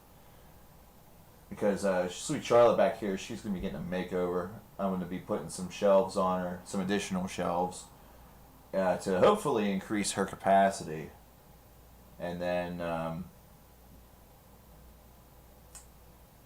and hopefully that'll help out with some of the space issues that I have right now. Because right now, if I add anything, if I add like much to these shelves at the moment, it would probably not fit. So in reality, what I probably need to do, they are really pushing the fact that this Pittsburgh Penguins trade happened. But anyway, what I probably would need to do to have the most success, with the most success, I would probably have to just replace this one right here, this one I have on wheels, with a full-fledged, actual Charlotte. Basically just get a second Charlotte, and my space problems would be pretty much over with, and pretty much instantaneously. The only problem I would have with that, the only thing that I would really have to keep in mind, is that if I have excessive amounts of space, like if I have too much space, the cats will certainly become very, very friendly with bottom shelves, which they've already attempted to do with bottom shelves on Charlotte. However, get frequently very discouraged, considering there's so much that's already on there. They get discouraged by that. But I'll keep you in the loop, Justin. If I do plan to sell some of that stuff again, and that's something I want to do, I will. I'll let you know, and then either type you up a list or just kind of give you a quick little rundown. But that's not something that right now is actively on my mind. Right now, the big thing that's actively on my mind is everything with viewer Videomania. Hey, Justin has come back with the $4. Where can you get a good shelf or CD case storage? You see, that's the big problem that I'm kind of having, is that they're sort of out of they're out of vogue. They're out of vogue. So that one over there, that's not really, that wasn't meant for CDs. That was sort of meant for just anything, but it was available up at, I got it at Walmart. That's sort of the big place where you can get some of those prefab ones. And it was not very expensive, so I got it quite a long time ago. In fact, I've had that shelf for quite a while. It has been a long time. I want to say it's been at least 15 years. Yeah, because I believe that was that in my old bedroom. Oh man, now you're making me think hard. Well, I'm making me think hard. I don't think that actually was in my old room. I think I got that right around the time I moved out into Studio 1.0. So that's been at least 10 years, between 10 and 15 years.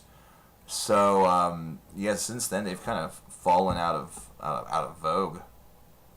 So, you know, I really don't know the best place to get them. One of the biggest or best ways to handle that stuff, I guess, is if you get it yourself. You know, you make it yourself. You know?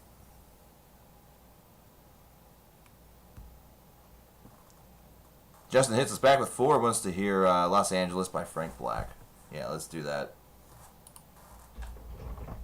Let us do that.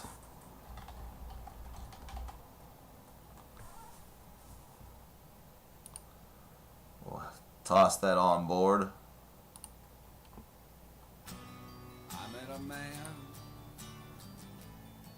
But yeah, those are really difficult to find anymore. They are they're not mass produced like they used to be. It really signals sort of the death of storage, and it's kind of furthering the death of physical media, which is really odd considering just a couple of years ago, I remember we were selling vinyl crates up at the music store for like $30. But again, they were just crates. You know, there wasn't anything that was all that special about these crates, just that they were a little bit bulkier. Yeah, sometimes at thrift stores you can have some success. Like there has been, like I've gotten furniture from for this house from thrift stores. You know, we've had this stuff for a while. A couple of the things look really dodgy, but we've never had a problem with them. That's the funny thing. Even with the cats, even with having, you know, a clouder of 7 cats, we've never had them fall over. So sometimes appearances are a bit deceiving. But another thing that I would suggest highly is there's little like tiny wood wedges.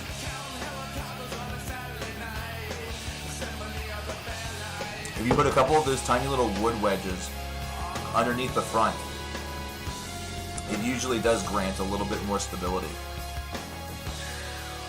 You know, and then obviously just be careful whenever it comes to where you put them. You know, sometimes positioning is also an issue.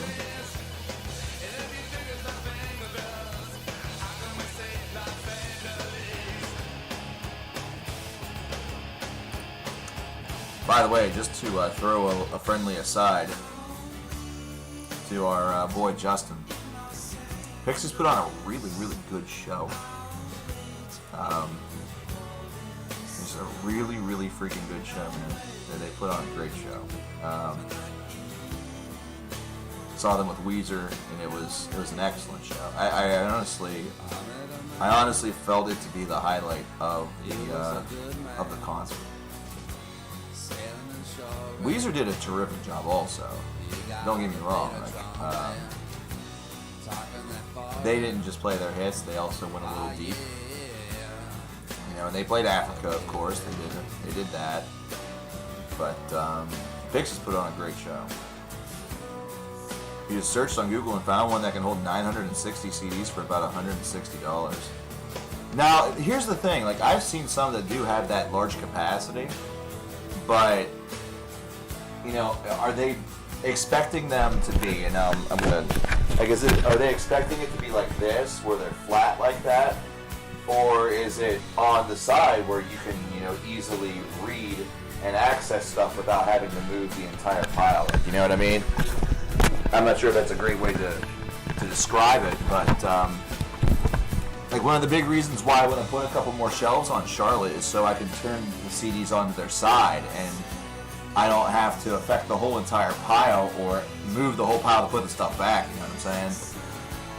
Like, that's where I'm kind of running into issues. is that whoa, sorry about that. Like I talk myself out of wanting to listen to something simply because it's on the bottom of a pile.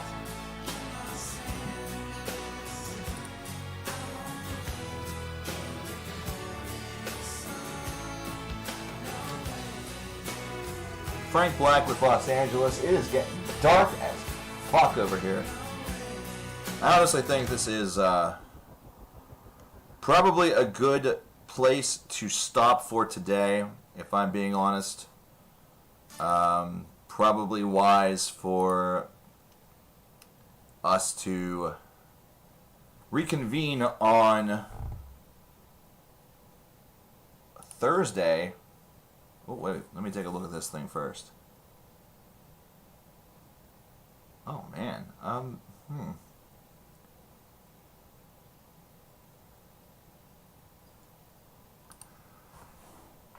Now, the one thing I do like about those shelves is that it does look like... Oh, it's out of stock, though, which sucks. It does look like there's enough of those...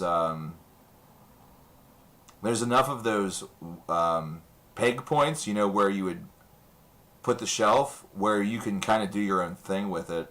You know, the pegs actually go all the way, you know, far enough down where you could just use your top shelf and your bottom shelf as, you know, for box sets or like even for like DVDs or whatever. Like you could do a true multimedia thing.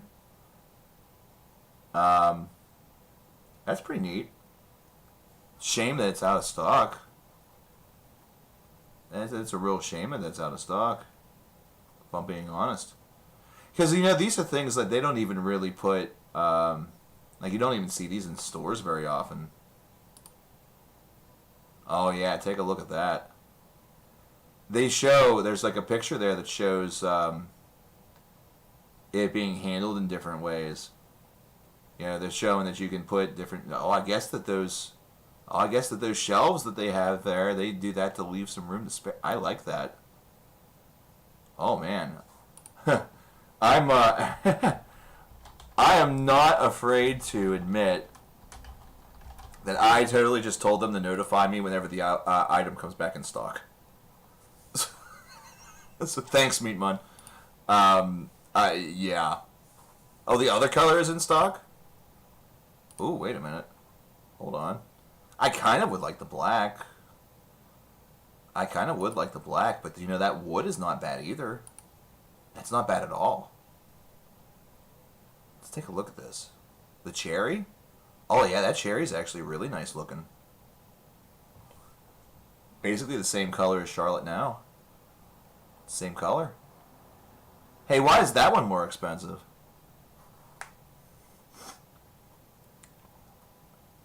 Well, I'm going to be looking at dimensions on this.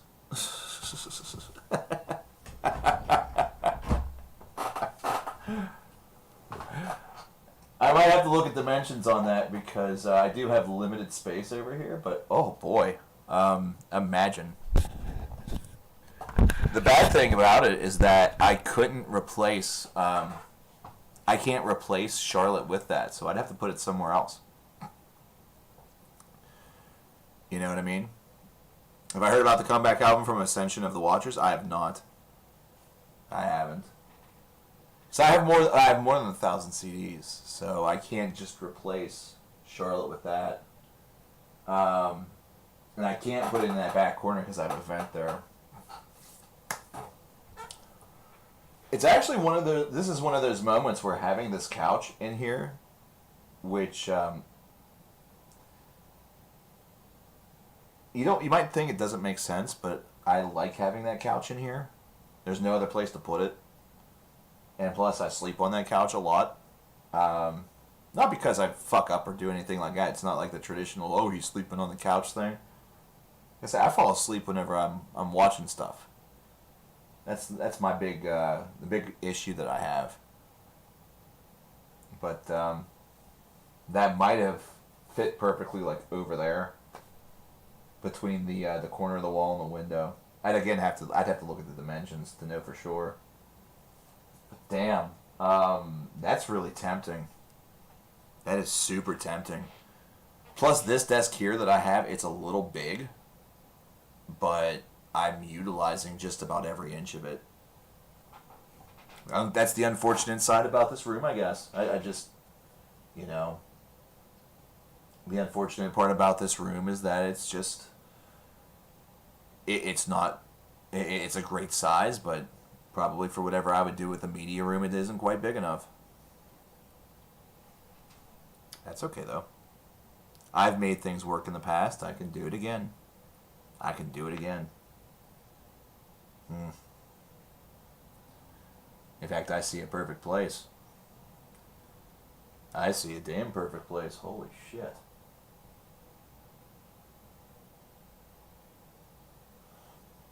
Well, I'm going to go dream. I'm going to go dream for a little bit. And we will come back and reconvene on Thursday.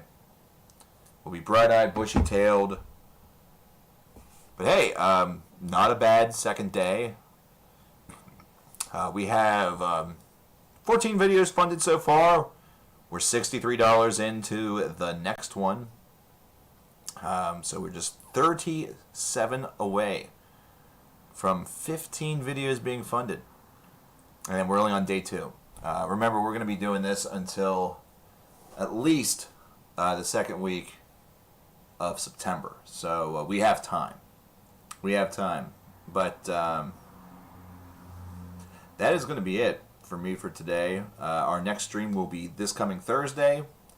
It'll probably start around the same time, maybe a little bit closer to the normal time at 3. And we will continue with our quest for videos, and hopefully we'll see some of our other friends that did have some donations over on Saturday. That way we can start some of these polls. That's the one thing that we don't quite have yet. We don't have all that information, which is okay. You know, like I said, we have plenty of time. But